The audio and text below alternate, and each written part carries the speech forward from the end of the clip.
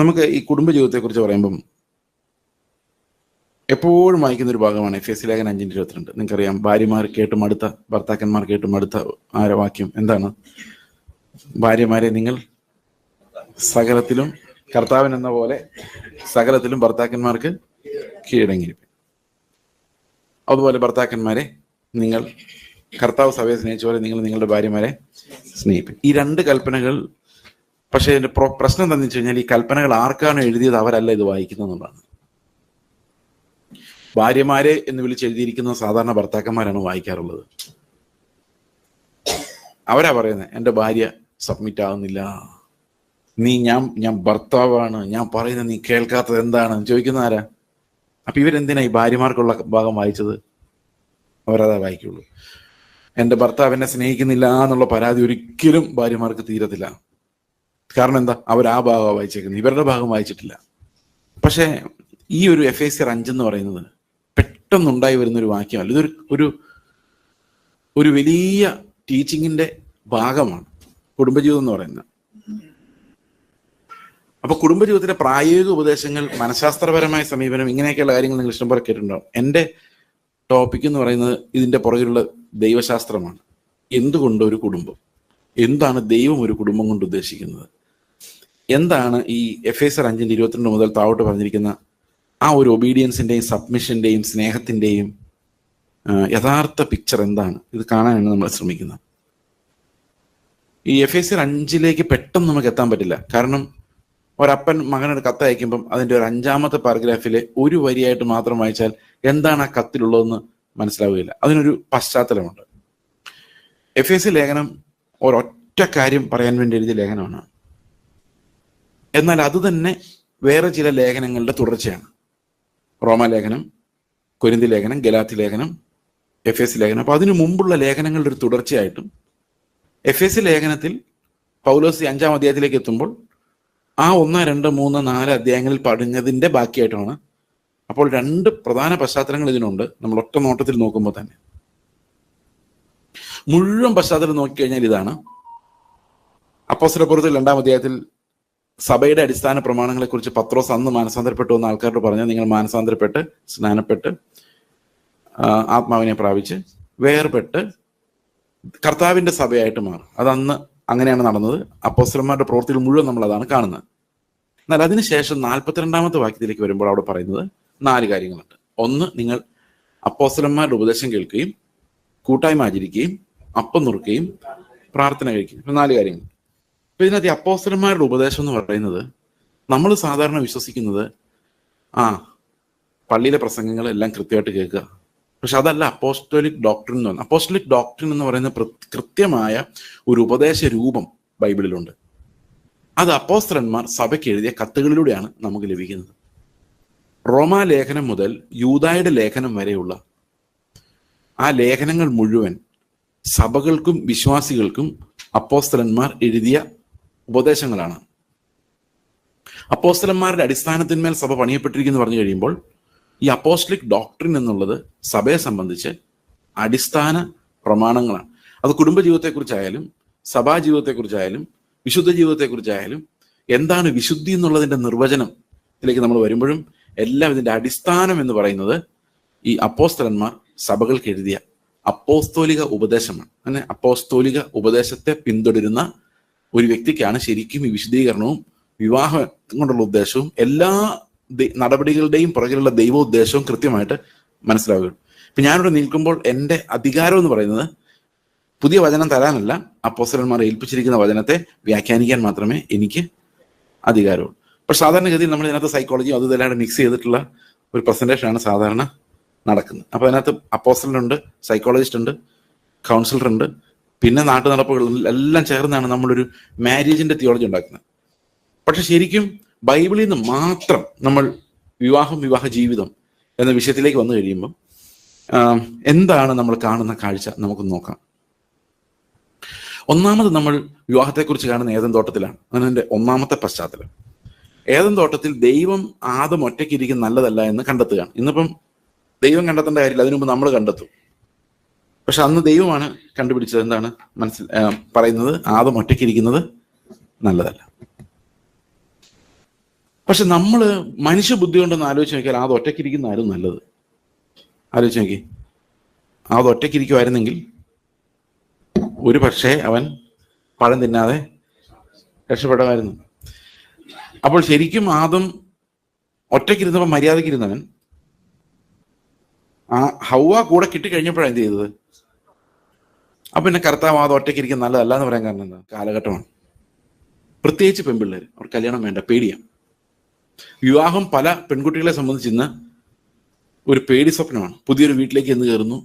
പണ്ടത്തെ പോലെ അല്ല. പണ്ടൊക്കെ പെൺപിള്ളേരെ വീട്ടമ്മമാരാകാനുള്ള ട്രെയിനിങ്ങോട് കൂടിയാണ് വിടുന്നത്. അവർ പഠിക്കുന്ന കുക്ക് ചെയ്യാനും ക്ലീൻ ചെയ്യാനും. ഭർത്താവിന്റെ വീട്ടിൽ ചെല്ലുമ്പോൾ അവരുടെ ഇഷ്ടങ്ങൾ വേറെ ആയിരിക്കും. അപ്പൊ ഇതൊന്നും ഉണ്ടാക്കി അവർക്ക് അപ്പൊ അന്നേരം പഠിച്ചാൽ മതി എന്ന് പെൺപിള്ളേർ പറയാറെന്ന് ഞാൻ കരുതുന്നുണ്ട്. അപ്പൊ അങ്ങനെ പ്രിപ്പയർ ചെയ്യുന്ന വിട്ടുന്ന പിള്ളേർ അവിടെ ചെന്ന് കഴിയുമ്പം നോക്കണം, അവരുടെ ഇഷ്ടങ്ങളെല്ലാം നോക്കണം. അവസാനം മടുപ്പ്, ഈ അമ്മായിമ്മ പോരായി, അവിടുത്തെ ഫിറ്റ് ആവാനുള്ള പ്രയാസമായി. ഇങ്ങനെ ആയി കഴിയുമ്പോൾ ഇവരൊക്കെ ഒരു ഭയം. ഈ ആധുനിക സമൂഹത്തിൽ പിള്ളേരെ വളർത്തുന്നത് വീട്ടമ്മമാരാകാനല്ല. ആണോ? ഇന്ന് ഈ പെൺപിള്ളേരെ വളർത്തിക്കൊണ്ടിരുന്ന എല്ലാം പുട്ടും കടല ഉണ്ടാക്കാൻ ട്രെയിനിങ് കൊടുത്തിട്ടാണോ? അല്ല. അവരെ വളർത്തുന്നത് എന്താ?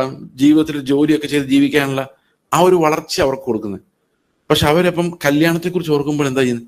ഉയ്യോ, എങ്ങനെ പോയി അവിടെ ഫിറ്റ് ആവും? ഈ പാട്രിയാർക്കൽ സൊസൈറ്റിയുടെ ആ നിർബന്ധങ്ങൾക്ക് ഞാൻ എങ്ങനെ?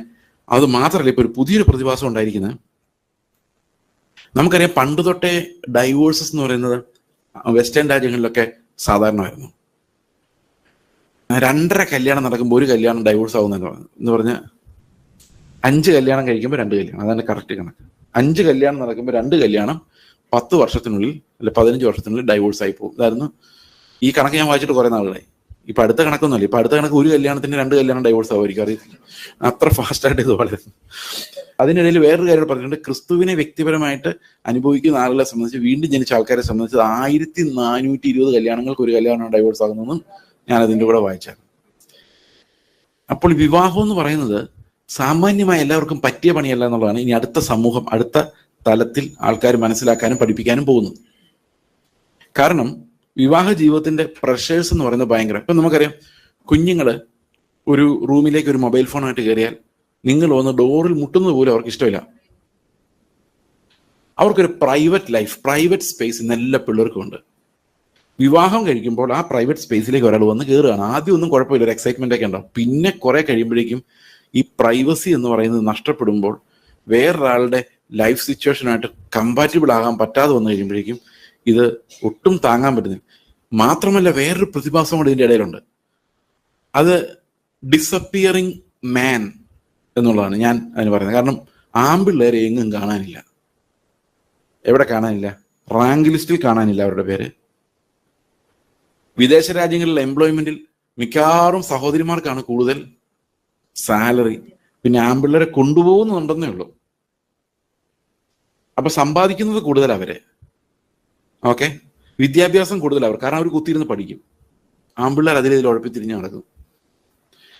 ശമ്പളം കൂടുതൽ അവര്, പിള്ളേരെ വളർത്തുന്നവര്, കുക്ക് ചെയ്യുന്നവര്, ഓക്കെ, കാശ് കൊണ്ടിരുന്നവര്.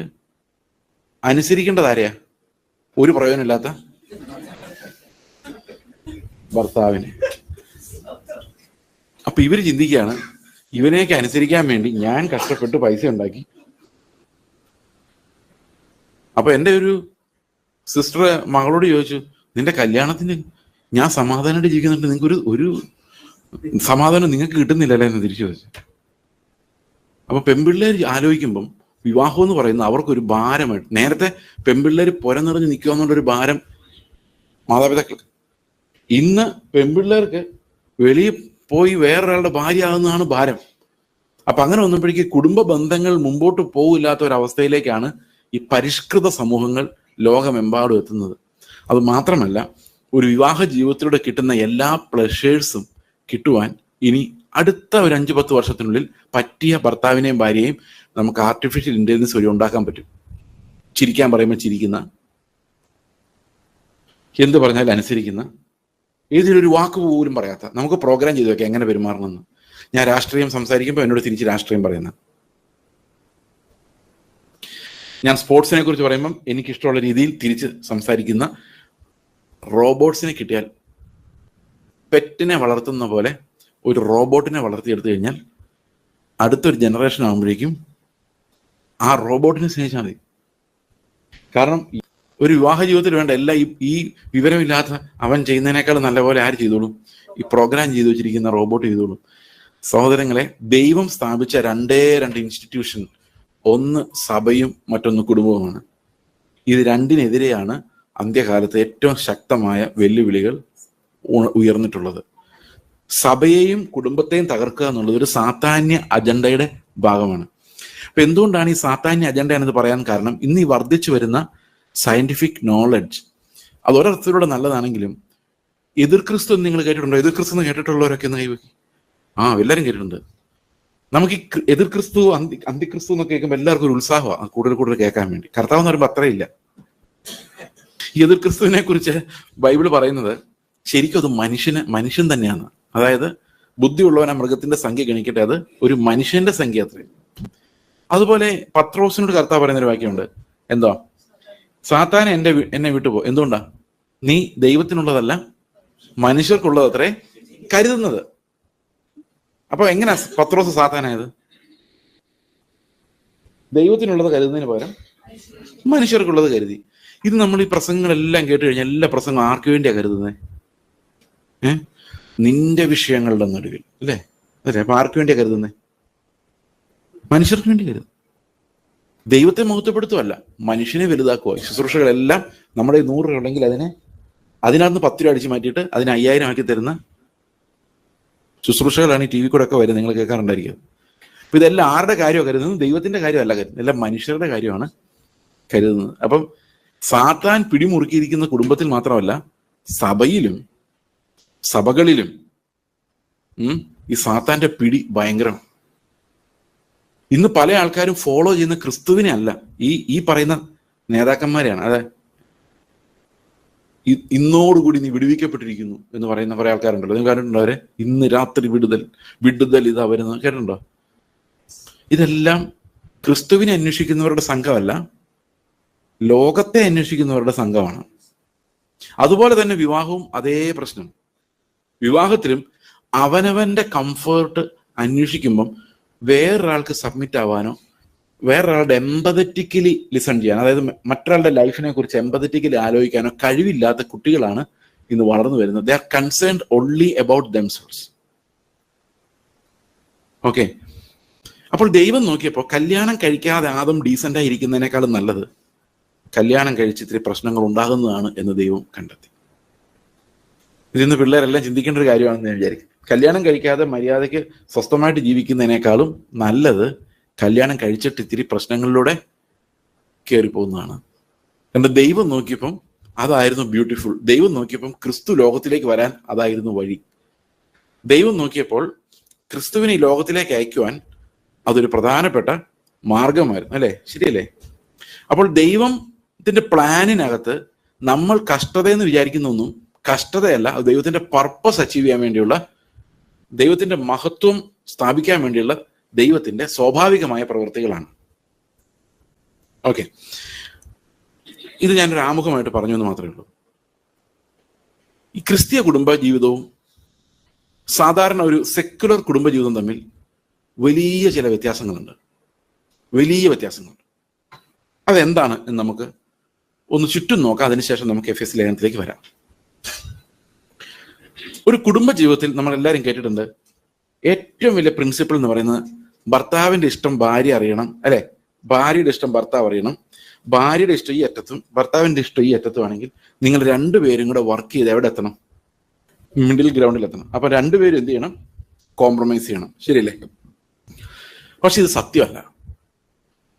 ഇത് ലോകത്തുള്ള എല്ലാ കല്യാണങ്ങളുടെയും തത്വം ഇതാണ്. പക്ഷെ ക്രിസ്തീയ കല്യാണത്തിന്റെ തത്വം അതല്ല.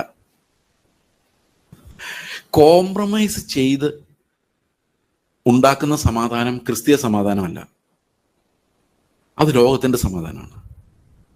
പിന്നെ എങ്ങനെയാണ് ഒരു കുടുംബത്തിൽ സമാധാനം ഉണ്ടാകേണ്ടത്? ഇത് മനസ്സിലാകണമെങ്കിൽ എന്താണ് ക്രിസ്തീയ കുടുംബം എന്നുള്ള കാര്യം നമ്മൾ മനസ്സിലാക്കണം. ക്രിസ്തീയ കുടുംബത്തിൽ ഒരാളല്ല, 2 പേരല്ല, 4 പേരാണുള്ളത്. ആരൊക്കെയാണ്? സ്ത്രീയുടെ തല പുരുഷൻ, പുരുഷന്റെ തല ക്രിസ്തു, ക്രിസ്തുവിന്റെ തല ദൈവം. ഇത്രയും പേരുണ്ട്. അപ്പൊ ഈ വിവാഹ ജീവിതത്തിനകത്ത് സ്ത്രീയും പുരുഷനും തമ്മിലുള്ള എക്സ്ചേഞ്ചസ് പുരുഷനിൽ നിന്ന് ആരംഭിക്കുന്നതല്ല, ത്രിയേക ദൈവത്തിൽ നിന്ന് ആരംഭിക്കുന്നതാണ്. കർത്താവ് പറഞ്ഞു, പിതാവ് എന്നെ സ്നേഹിച്ചതുപോലെ ഞാൻ നിങ്ങളെ സ്നേഹിക്കും. ഞാൻ നിങ്ങളെ സ്നേഹിച്ചതുപോലെ നിങ്ങൾ പരസ്പരം സ്നേഹിക്കും. അപ്പൊ ശരിക്കും പറഞ്ഞു കഴിഞ്ഞാൽ പിതാവ് പുത്രന് കൊടുത്ത അതേ സ്നേഹമാണ് പുത്രൻ നമുക്ക് അങ്ങോട്ടും ഇങ്ങോട്ടും കൊടുക്കും മക്കളെ എന്നും പറഞ്ഞ് തന്നിരിക്കുന്നത്. അപ്പോൾ സാധാരണ കുടുംബജീവിതത്തിൽ നമുക്കറിയാം, ഒരു സ്ത്രീയും പുരുഷനും കല്യാണം കഴിക്കുന്ന സമയത്ത് അവർക്ക് ഒത്തിരി ഭയങ്കര സന്തോഷമായിരിക്കും. അവർ അങ്ങോട്ടും ഇങ്ങോട്ടും കാത്തിരുന്നല്ലേ, കല്യാണത്തിനൊക്കെ എന്താ കാത്തിരിപ്പ്, എന്താണ് ഫോട്ടോഗ്രാഫ്സ് അല്ലെ, എന്തെല്ലാം ആഹ്ലാദ ആരവങ്ങളും ആഘോഷങ്ങളുമാണ് അല്ലെ. പ്രീ വെഡിങ് ഷൂട്ടിങ് ആയി, അതായി ഇതായി, അങ്ങനെ പോസ് ചെയ്യുന്നു, ഇങ്ങനെ പോസ് ചെയ്യുന്നു, മരത്തിന് മുകളിൽ കയറി ഫോട്ടോ എടുക്കുന്നു, തോട്ടിൽ നീന്തി ഫോട്ടോ എടുക്കുന്നു, എന്തെല്ലാം തരത്തിലുള്ള ഫോട്ടോ, ഭയങ്കര എൻജോയ്മെന്റാണ്. ഇത് നമ്മുടെ ഒരു ഡോപ്പമിൻ എന്ന് പറഞ്ഞൊരു ഹോർമോൺ തരുന്ന ഒരു താൽക്കാലിക എക്സൈറ്റ്മെന്റ്. അപ്പൊ ഇവർക്ക് പിരിഞ്ഞിരിക്കാൻ വയ്യ, ആഹാരം ഒന്നിച്ചേ കഴിക്കുള്ളൂ, ഒന്നിച്ചേ നടക്കുള്ളൂ, എല്ലാം ഒന്നിച്ച. കുറെ കഴിയുമ്പോൾ ഈ ഡോപ്പമിൻ അങ്ങ് കുറയും. പിന്നെ അവരെ എതിരെ പോയി നമ്മൾ അറിയത്തു പോലുമില്ല, കാരണം ഇത് മാനുഷികമാണ്. അപ്പൊ ഇവരെന്ത് ചെയ്യുന്നറിയോ, ഇത് വീണ്ടും ഉണ്ടാവണമല്ലോ, കാരണം ഇത് മുമ്പോട്ട് ബന്ധം പോകണമെങ്കിൽ വീണ്ടും വീണ്ടും അഡ്വഞ്ചറസ് ആയാലേ ഈ ബന്ധം മുമ്പോട്ട് പോകുള്ളൂ. അപ്പൊ പറയും ഒന്നിച്ചൊരു സിനിമ കാണാൻ പോവാ, അപ്പം ഇത്തിരി ഡോപ്പമിൻ ഇഞ്ചക്ട്, ഒന്നിച്ച് വേണമെങ്കിൽ ഒന്ന് ഒരു ടൂർ പോകാം, അല്ലെങ്കിൽ കുറച്ച് നർമ്മ സംഭാഷണങ്ങൾ നടത്താം. ഇങ്ങനെയൊക്കെയാണ് ഈ ലോകത്തിലെ ആൾക്കാർ ഇതിനെ വീണ്ടും പമ്പ് ചെയ്ത് എയർ നിറച്ച് കൊണ്ടുപോകുന്നത്. എന്നാൽ വിശ്വാസികളെ സംബന്ധിച്ച് ഇങ്ങനെ പമ്പ് ചെയ്ത് നിറച്ചാൽ ഇതും കൊണ്ടൊന്നും നിറയ്ക്കാൻ പറ്റത്തില്ല. ഏതുകൊണ്ടാ? ഈ പറയുന്ന സാധനങ്ങൾ കൊണ്ടൊന്നും ഒരു ക്രിസ്ത്യാനിയുടെ കല്യാണം നിറയില്ല. പിന്നെ ഉള്ളത് നമുക്ക് ആകെ ഡിസ്കസ് ചെയ്യാനുള്ള കോമൺ ടോപ്പിക്, മമ്മൂട്ടി മോഹൻലാലിനെ കുറിച്ച് ഡിസ്കസ് ചെയ്തുകൊണ്ടിരിക്കാൻ പറ്റുമോ? പറ്റില്ല. പിന്നെ ആകെ ഡിസ്കസ് ചെയ്യാൻ പറ്റുന്ന എന്താണ്? പ്രാർത്ഥനയും ആത്മീയത. പക്ഷെ ഇവിടുത്തെ പ്രശ്നം എന്താണെന്ന് വെച്ച് കഴിഞ്ഞാൽ ഭർത്താവിന്റെ ആത്മീയതയല്ല ഭാര്യയുടെ ആത്മീയത. ഈ സഹോദരിമാരുടെ ആത്മീയതയ്ക്ക് ഒരു പ്രത്യേകതയുണ്ട്. എന്താ പ്രത്യേകത? സഹോദരിമാരുടെ ആത്മീയതയും സഹോദരന്മാരുടെ ആത്മീയതയും എക്സ്പ്രഷന്റെ കാര്യത്തിൽ രണ്ട് രീതിയിലാണ്. സഹോദരിമാരാണോ സഹോദരന്മാരാണോ കൂടുതൽ ദീർഘമായിട്ട് പ്രാർത്ഥിക്കുന്നത്? ഉപവാസം കൊണ്ടെടുക്കുന്നവരാ? ബൈബിൾ വായിക്കാനും പ്രാർത്ഥിക്കാനും എല്ലാവരും നിർബന്ധിക്കുന്നവരാ കൂടുതൽ? നിങ്ങളുടെ മക്കളോട് ചോദിച്ചു കഴിഞ്ഞാൽ അറിയാം, അമ്മമാരുടെ സ്പിരിച്വാലിറ്റിയാണ് ചില സമയത്ത് മക്കൾക്ക് ഇങ്ങോട്ട് വരാനുള്ള ഏറ്റവും വലിയ പാട്. വൈകിട്ട് അവർ ക്രിക്കറ്റ് കാണാൻ TV ഓൺ ചെയ്യുമ്പോഴായിരിക്കും അമ്മ പ്രാർത്ഥിക്കാൻ വിളിക്കുന്നത്. പ്രാർത്ഥിച്ചാൽ തീരുവോ? തീരില്ല. ഇത് നമ്മുടെ ചുറ്റും ഈ പിള്ളേർക്ക് അറിയാവുന്ന ആൾക്കാരുടെ വിഷയം പ്രാർത്ഥിച്ചായിരുന്നേ കുഴപ്പമില്ലായിരുന്നു. ഇത് ട്രംപ് തൊട്ട് ബൈഡൻ തൊട്ട് മോഡി തൊട്ട് അറിയാവുന്നവർ മുഴുവൻ പ്രാർത്ഥിച്ച് ഒരു 2-3 മണിക്കൂർ ആകുമ്പോഴേക്ക് ഈ കുട്ടി അവിടെ കിടന്ന് ഉറങ്ങും. അവന്റെ ക്രിക്കറ്റും പോയി, അവന്റെ എന്റർടൈൻമെന്റും പോയി. പിന്നെ അമ്മ പ്രാർത്ഥിക്കാൻ വിളിക്കുമ്പോഴേ ഇവന് പേടിയായിരിക്കും. പതുക്കെ അവൻ ഈ പ്രാർത്ഥന ഒരു ശല്യമായിട്ട് കണ്ടെത്തും. അവന്റെ ഉള്ളിൽ കർത്താവ് ഇല്ലാതാനും ശല്യമായിട്ട് കണ്ടെത്തി കഴിയുമ്പം അവര് പതുക്കെ അങ്ങ് മുങ്ങും. ഇത് ഇന്ന് മിക്കവാറും കുടുംബങ്ങളിലും, അതായത് അവരുമായിട്ട് റിലേറ്റ് ചെയ്യാത്ത, അവരുമായിട്ട് ഒരു ബന്ധമില്ലാത്ത ആൾക്കാർക്ക് വേണ്ടിയുള്ള ചെയിൻ പ്രയറുകൾ ഇങ്ങനെ വീടിനകത്ത് എല്ലാവരും നിർബന്ധിച്ച് ചെയ്യിപ്പിക്കുമ്പോഴേക്കും ഇതിനകത്ത് ആത്മാവിന്റെ ഫോഴ്സ്, പ്രാർത്ഥിക്കാനുള്ള ഫോഴ്സ് കിട്ടാത്ത ആൾക്കാരെല്ലാം മടുക്കും. അപ്പോ പ്രാർത്ഥിക്കാൻ വിളിക്കുമ്പോഴേ വീട്ടിലുള്ളവർക്ക് എല്ലാവരും അസ്വസ്ഥത തുടങ്ങും. ഇത് എപ്പോൾ തീരും എന്നറിയാൻ മേല. വിശപ്പും വേറൊരു വഴി, പ്രാർത്ഥിക്കാതെ ഫുഡ് കഴിക്കാനും പറ്റില്ല. അപ്പൊ everything become a drudgery, a monotonous drudgery. വീണ്ടും ആവർത്തിക്കപ്പെടുന്ന അതേ വാക്കുകൾ, അതേ ശബ്ദങ്ങൾ. അപ്പൊ സ്പിരിച്വൽ എക്സൈറ്റ്മെന്റ് കണ്ടെത്താൻ പറ്റാത്തതുകൊണ്ട് ഇവർ തമ്മിലിരുന്ന് ആത്മീയ കാര്യങ്ങൾ സംസാരിക്കുമ്പോഴാണ് ഇതൊരു എക്സൈറ്റ്മെന്റ് ഉണ്ടാകുന്നില്ല. അപ്പൊ ക്രിസ്ത്യൻ മാരേജസിന്റെ ചലഞ്ചസ് എന്ന് പറയുന്നത് ശരിക്കും സാധാരണ വിവാഹങ്ങൾ പോലെയല്ല, അതിനേക്കാളൊക്കെ കട്ടിയാണ്, കഠിനമാണ്. തന്നെയുമല്ല സാധാരണ വിവാഹങ്ങളിലുള്ള തത്വങ്ങളുമല്ല ക്രിസ്തീയ വിവാഹത്തിനുള്ളത്. കാരണം ഈ ക്രിസ്തീയ വിവാഹത്തിനകത്തൊരു പ്രശ്നമുണ്ട്. ഡൈവോഴ്സ് എന്ന് പറഞ്ഞൊരു പരിപാടി പറ്റില്ല. ഈ ഡൈവോഴ്സ് എന്നുള്ള പരിപാടി പറ്റാത്തതിന്റെ കാരണം എന്താണെന്ന് വെച്ച് കഴിഞ്ഞാൽ അതിനൊരു തിയോളജിക്കൽ പ്രോബ്ലം ഉണ്ട് ഈ ഡൈവോഴ്സിനകത്ത്. വിവാഹം കഴിക്കുമ്പോൾ ഉള്ള ഉടമ്പടി എന്ന് പറയുന്നത് മരണം നമ്മെ വേർപിരിക്കുന്നവരെന്നാണ്. Until death do us part. അതാണ് ക്രിസ്ത്യൻ വിവാഹത്തിന്റെ ഉടമ്പടി എന്ന് പറയുന്നത്. ഇപ്പൊ ഒരാളെ കല്യാണം കഴിച്ച് കുറെ കഴിഞ്ഞപ്പം ആരും ചിന്തിക്കുകയാണ്, എനിക്ക് അയാളുടെ കൂടെ ജീവിക്കാൻ വയ്യ. ഇന്ന് വളരെ പെട്ടെന്നാണ് തീരുമാനമൊക്കെ എടുക്കുന്നത്. ശരി, ഡൈവോഴ്സ് ആയത് എവിടെയാ? ഇവിടെയാ. കല്യാണത്തിൽ എത്ര പേരുണ്ടായിരുന്നു? കല്യാണം, ഒരു വിവാഹ ജീവിതത്തിനകത്ത് എത്ര പേരുണ്ടെന്ന് നമ്മൾ നേരത്തെ പറഞ്ഞ്, സ്ത്രീയുടെ തല പുരുഷൻ, പുരുഷന്റെ തല ക്രിസ്തു. അപ്പൊ ഉടമ്പടിക്കകത്ത് 4 പേരുണ്ട്. ഇവർ രണ്ടുപേരും കൂടെ തമ്മിൽ പിരിഞ്ഞാലും സ്വർഗത്തിലെ രജിസ്റ്ററിൽ ഇതിലൊരാൾ മരിക്കുന്നവരെ ഈ ആദ്യ വിവാഹം അവിടെ അങ്ങനെ തന്നെ കാണും. ഇവിടെ ഡൈവോഴ്സായി, ഇവിടെ വേറെ കല്യാണം കഴിച്ചു. പക്ഷെ സ്വർഗത്തിൽ നിന്ന് ആംഗിളിൽ നോക്കിക്കഴിയുമ്പോൾ മരണം നമ്മെ വേർപിരിക്കുന്നവരെ എന്നുള്ളൊരു ഉടമ്പടി സഭയുടെ മുമ്പിലും കർത്താവിന് മുമ്പിൽ എടുത്തിട്ടുള്ള ഒരു കപ്പിളിനെ സംബന്ധിച്ച് അവരുടെ ആദ്യത്തെ ഉടമ്പടി ലാപ്സ് ആകാത്തത് കൊണ്ട് രണ്ടാമത്തെ ഉടമ്പടി നമ്മളിവിടെ പറഞ്ഞാലും അതെല്ലാം വ്യഭിചാരമായിട്ട് മാത്രമേ മാറുകയുള്ളൂ. ഇത്രയും കഠിനമായ ഒരു വിവാഹ നിയമം ലോകത്തിൽ ഒരു പുസ്തകത്തിലുമില്ല. ശിഷ്യന്മാർക്ക് ഇത് കേട്ടപ്പോൾ പേടിയായി. ശിഷ്യന്മാര് കർത്താവിനോട് പറഞ്ഞു, സ്ത്രീയെ കുറിച്ചുള്ള നിന്റെ കൽപ്പന ഇങ്ങനത്തെ കഠിനമായതാണെങ്കിൽ കല്യാണം കഴിക്കാതിരിക്കുന്നതാണ് ഭേദം. ഒന്ന് ആലോചിക്കുക, ശിഷ്യന്മാരുടെ ഹൃദയത്തിൽ കൂടെ പോയത് എന്താന്ന്, ഒരു നോട്ടീസ് കൊടുത്ത് പറഞ്ഞുവിടാൻ പറ്റിയല്ലെങ്കിൽ കല്യാണം കഴിക്കാനേ പോകുന്നില്ലെന്ന്. അപ്പൊ അന്ന് കല്യാണം കഴിക്കുന്ന ആണുങ്ങളുടെ ആകെയുള്ള ആശ്വാസം എന്ന് പറഞ്ഞാൽ എന്താണെന്നറിയോ, എങ്ങാനും ശരിയായില്ലെങ്കിൽ ഒരു പേപ്പർ എഴുതി കൊടുത്തിട്ട് പൊക്കോന്ന് പറഞ്ഞ് വിടാമെന്ന്. കർത്താവ് പറഞ്ഞു ആ പരിപാടി ഇനി നടക്കത്തില്ല. അപ്പോൾ ശിഷ്യന്മാർ ചോദിക്കുക, ഇങ്ങനെ ആ പരിപാടി നടക്കൂല്ലെങ്കിൽ പിന്നെ കല്യാണം കഴിക്കാതിരിക്കുന്നത് തന്നെയാണ് നല്ലത്. കാരണം കല്യാണം കഴിച്ചിട്ട് ശരിയായില്ല പിന്നെ ജീവിതകാലം മുഴുവൻ അനുഭവിക്കണ്ടേ? അത് ശിഷ്യന്മാർ ചോദിച്ചത്. ഊരിപ്പോകാനും പറ്റില്ല, ഡൈവോഴ്സ് ഇല്ല. ഇപ്പൊ കർത്താവ് പറഞ്ഞു അങ്ങനെയാണെങ്കിൽ കല്യാണം കഴിക്കാതിരിക്കുന്നത് തന്നെയാണ്. കോംപ്രമൈസ് ചെയ്യുമെന്ന് വിചാരിക്കുക വേണ്ട. ചിലർ ഷണ്ണന്മാരായി ജനിക്കുന്നു, ചിലരെ മനുഷ്യർ ഷണ്ണന്മാരാക്കുന്നു. എന്നാൽ സ്വർഗരാജ്യത്തെ പ്രതി നീ വേണമെങ്കിൽ ഷണ്ണനായിരുന്നോ, കെട്ടണ്ട, കെട്ടിയാൽ ഉപേക്ഷിക്കാൻ സമ്മതിക്കില്ല. ഇത്രയും കർശനമായിട്ട് ബൈബിളിലല്ലാതെ ലോകത്ത് ഒരു രാജ്യത്തിന്റെ ശിക്ഷാ നിയമങ്ങളിൽ പോലും ഇല്ല. എന്നാൽ ബൈബിൾ പോലെ സ്വാതന്ത്ര്യം തരുന്നൊരു ബുക്കില്ല താൻ. ബൈബിളിൽ എന്ത് കഴിക്കണമെന്ന് വ്യവസ്ഥയില്ല, എന്ത് വേണമെങ്കിലും കഴിക്കാം. തിരിച്ചിങ്ങോട്ട് കഴിക്കാതിരുന്നാൽ മതി. എന്ത് വസ്ത്രം ധരിക്കാം, പ്രൊവോക്ക് ചെയ്യാതിരുന്നാൽ മതി മറ്റുള്ളവരെ. ഞാനൊരു രസകരമായൊരു കാര്യം വായിച്ചതെന്ന് വെച്ച് കഴിഞ്ഞാൽ, സ്ത്രീകൾ പുരുഷന്മാരായാലും വസ്ത്രം ധരിക്കാൻ നേരത്ത് കണ്ണാടി മുമ്പിൽ നിന്നിട്ട് ഇങ്ങനെ ചോദിക്കണം, കർത്താവ് എൻ്റെ സഹോദരന്മാർക്ക് ഓൾറെഡി കുറെ പ്രശ്നങ്ങളുണ്ട്, ഇനി എൻ്റെ ഈ വസ്ത്രം കണ്ടിട്ട് അവർക്ക് പുതിയ പ്രശ്നങ്ങൾ ഉണ്ടാകാതിരിക്കാൻ നീ എന്നെ സഹായിക്കണം എന്ന് പ്രാർത്ഥിച്ചിട്ട് അത്രയേ ഉള്ളൂ. വേറെ എന്ത് ധരിക്കണമെന്ന് വ്യവസ്ഥയിൽ, എന്ത് കഴിക്കണം എന്ന വ്യവസ്ഥയിൽ, എപ്പോൾ എഴുന്നേക്കണമെന്ന് ബൈബിൾ പറയുന്നില്ല, കൽപ്പനയില്ല. എത്ര പ്രാവശ്യം പ്രാർത്ഥിക്കണമെന്ന് ബൈബിളിൽ എഴുതി വെച്ചിട്ടില്ല. എന്ത് പ്രാർത്ഥിക്കണമെന്ന് ഒരു സൂചന സ്വർഗസ്ഥനായ പിതാവ് എന്നുള്ള ഒരു മാതൃക തന്നു. അതല്ലാതെ ഇൻസിസ്റ്റ് ചെയ്തിട്ടില്ല. അത്ര സ്വാതന്ത്ര്യം ഇതുപോലെ സ്വാതന്ത്ര്യമുള്ളൊരു മതം ലോകത്തൊരിടത്തുമില്ല. പക്ഷെ ഈ വിവാഹത്തിന്റെ കാര്യം വരുമ്പോഴേക്കും ഇതുപോലെ കഠിനമായ ഉപദേശമുള്ള ഒരു സിസ്റ്റവും ലോകത്തിൽ ഒരിടത്തും ഇല്ല. അപ്പൊ നമുക്ക് വേണമെങ്കിൽ ചോദിക്കാം, എന്തിനാണ് ഇത്രയും കഠിനമായ വിവാഹ നിയമങ്ങൾ കൊടുത്തേക്കുന്നത്? ഒരു ഇത്തിരി മയം ഇതിനകത്തുണ്ടായിരുന്നെങ്കിൽ എന്തോരം ഞങ്ങൾ നമ്മുടെ പിള്ളേർ സഫർ ചെയ്യുന്നതെന്ന്. അവര് ഈ കഷ്ടതയുടെ നടുവിൽ എങ്ങനെ ഈ വിവാഹ ജീവിതത്തെ മുമ്പോട്ട് കൊണ്ടുപോകും? അവർക്ക് റിലീഫ് വേണ്ടേ? നിങ്ങൾക്കറിയാമോ, ഇന്ന് ഞാൻ ഒരു ഇത്തിരി എൽഡർലി ആയിട്ടുള്ള ഒരു കപ്പിളിനെ കൗൺസിൽ ചെയ്യും. അവർ തമ്മിൽ വഴക്കാം, വർഷങ്ങൾ ദശാബ്ദങ്ങളായി വഴക്കാം. അപ്പൊ ഞാൻ ഇവരോട് സംസാരിക്കുന്നവരെല്ലാം സമ്മതിച്ചു പോകും. 2 ദിവസം കഴിയുമ്പോൾ, ഒരു 3-4 ദിവസം കഴിയുമ്പോൾ നേരെ ഓപ്പോസിറ്റ് ആവും. ഇതെന്താ ഇങ്ങനെ ആകുന്നതെന്ന് എനിക്കൊരു പിടിയും കിട്ടുന്നില്ല. അവസാനം ഞാൻ ചോദിച്ചു, ഇതെന്താ ഇങ്ങനെ സംഭവിച്ചു? ഞാൻ പറയുന്നത് കേട്ടിട്ട് പോയിട്ട് അവർ വേറൊരു സെക്യുലർ കൗൺസിലറിനെ പോയി കാണുന്നുണ്ട്. അതൊരു ലേഡിയാ. ആ ലേഡി ഈ ലേഡിയോട് പറയുന്നുണ്ട്, നിന്നെ അയാൾ ചൂഷണം ചെയ്യുമായിരുന്നു, നീ വെറുതെ വിടരുത്. ഇന്ന് ഈ പിള്ളേരോടെല്ലാം പറഞ്ഞു കൊടുക്കുന്ന കാര്യം, നിനക്ക് കുറെ അവകാശങ്ങളുണ്ട്, ഈ അവകാശങ്ങൾ നിന്നെ അടിച്ചമർത്തി വെച്ചിരിക്കുവാണ്. നീ ഇങ്ങനെ അടിച്ചമർത്തി വെച്ചാൽ നിനക്ക് മാനസിക പ്രശ്നം ഉണ്ടാവും. അതുകൊണ്ട് എഴുന്നേറ്റ് പ്രതികരിക്കണം. നിനക്ക് കിട്ടാത്ത അവകാശങ്ങളെ പിടിച്ചെടുക്കണം. നിനക്കൊരു സെൽഫ് വർത്ത് ഉണ്ട്, അതിനെതിരെയാണ് നിന്റെ ഭർത്താവ് പ്രവർത്തിക്കുന്നത്. നിന്നെ അടിച്ചമർത്തപ്പെടേണ്ട ആളല്ല. ഇവിടെ നമ്മളെന്താ പറയുന്നത്? ക്ഷമിക്ക്, മരിക്ക്, ഞാനല്ല ക്രിസ്തു അത്ര ജീവിക്കുന്നത്.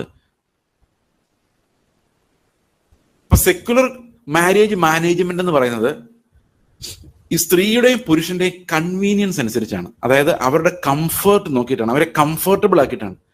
എന്നാൽ കർത്താവിന്റെ നിയമങ്ങൾ ആരെയും കംഫർട്ടബിൾ ആക്കുന്നില്ലെന്ന് മാത്രമല്ല, നമ്മളെ തകർക്കുകയും ക്രിസ്തുവിന് അനുരൂപമായ ഒരു പണി നമ്മളിൽ നിർവഹിക്കുകയും ചെയ്യുന്നു എന്നുള്ളതാണ് ഈ ക്രിസ്ത്യ വിവാഹത്തിന്റെ വ്യത്യാസം. എനിക്ക് ഈ വിവാഹത്തെക്കുറിച്ച് ശരിക്കും മനസ്സിലായത് ഞാനൊരു കല്യാണത്തിന് പ്രസംഗിക്കുമ്പോഴാണ്. അതിവിടെ അല്ല, ആന്ധ്രയിൽ. ഞങ്ങൾ 10 വർഷം ആന്ധ്രയിൽ മിഷണറിമാരായിരുന്നു. അപ്പം ഞങ്ങളുടെ ചർച്ച് ടൗണിലാണ്. അവിടെ വരുന്ന ഒരു സഹോദരന്റെ കല്യാണം നടക്കാൻ.